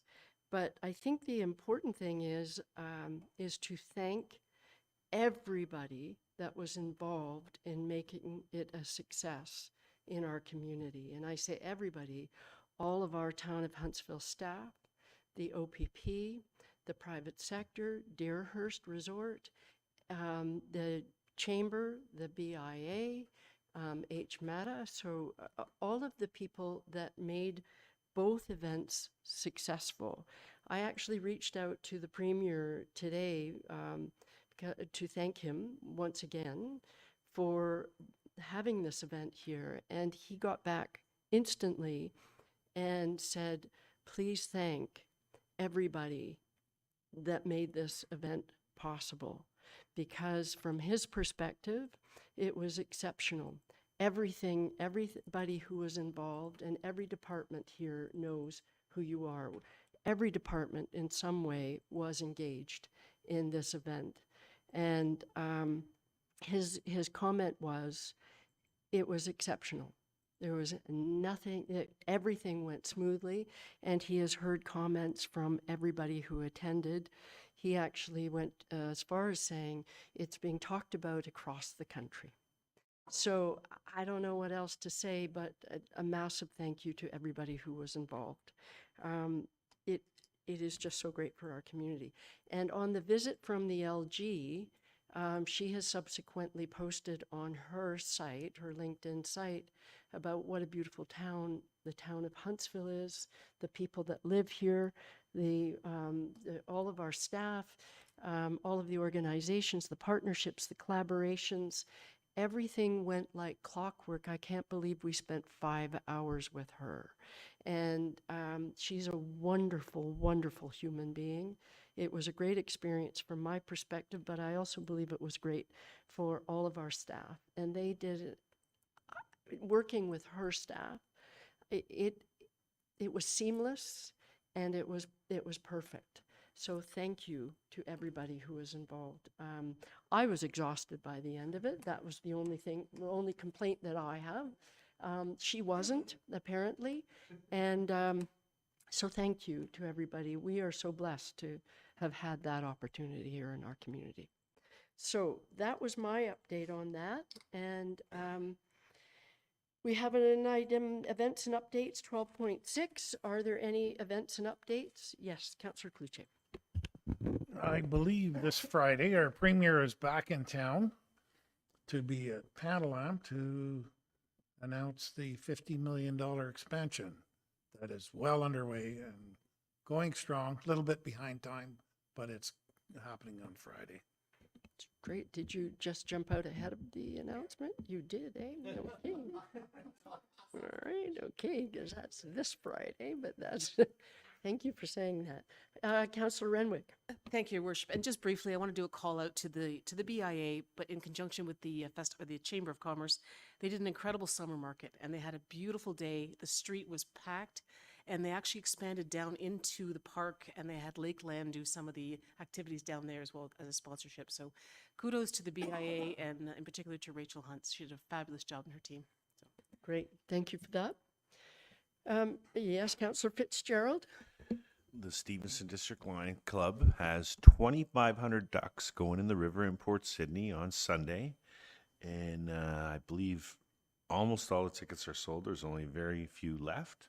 And the proceeds this year are going to the food bank and community living. Thank you for that. That's great. All right.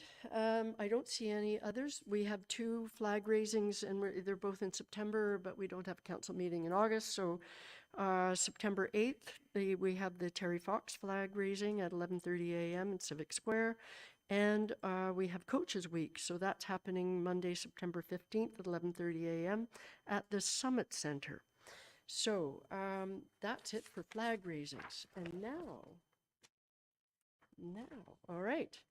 So we are now moving to closed, but before I do that, an item under closed 13.3, the verbal update on report development at 2025-83, Langmaids Island Corporation OLT 22002969-3933 and 4215 South Portage Road. This matter has been withdrawn from the agenda. So I think, would everybody just like to go into closed, or would we like another quick break? A quick. So a 5 minute, okay, 5 minute, a 5 minute, okay.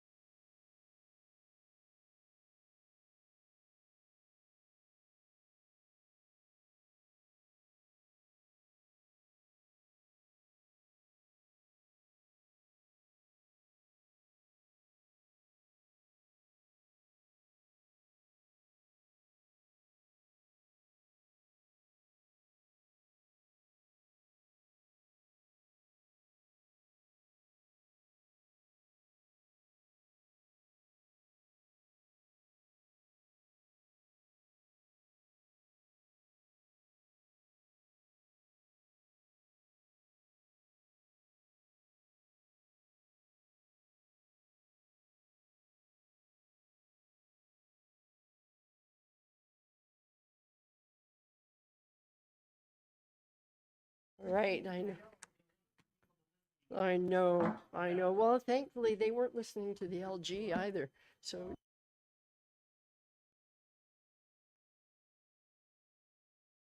Okay, all right. I have a motion moved by Councillor Stone, seconded by Councillor Morrison. Be it resolved that the next portion of the meeting be closed to the public, commencing now at 8:59 p.m. for the purpose of considering the following matters pursuant to Section 239(2) of the Municipal Act 2001. C, a proposed or pending acquisition or disposition of land by the municipality or local board. Confidential report OPS. 2025-13 land acquisition, and D, labor relations and employee negotiations, verbal update, fire services agreement. All those in favor?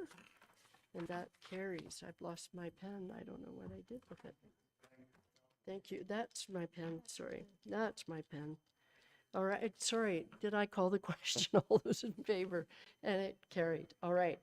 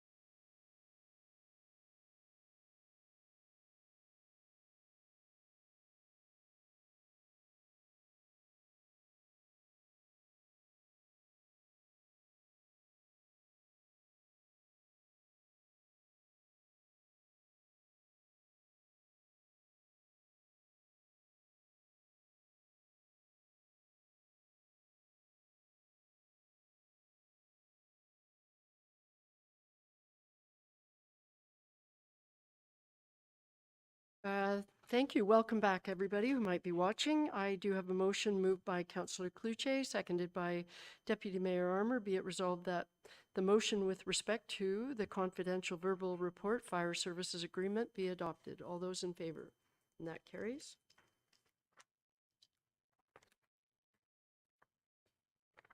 I have a motion moved by Councillor Schumacher, seconded by Councillor Renwick. Be it resolved that confirmation bylaw 2025-91 be received and passed this 28th day of July 2025. All those in favor? That carries. And finally, I have a motion moved by Deputy Mayor Armour, seconded by Councillor Fitzgerald. Be it resolved that we do now adjourn at 9:40 p.m. All those in favor? Thank you. And that carries, and we are out of here.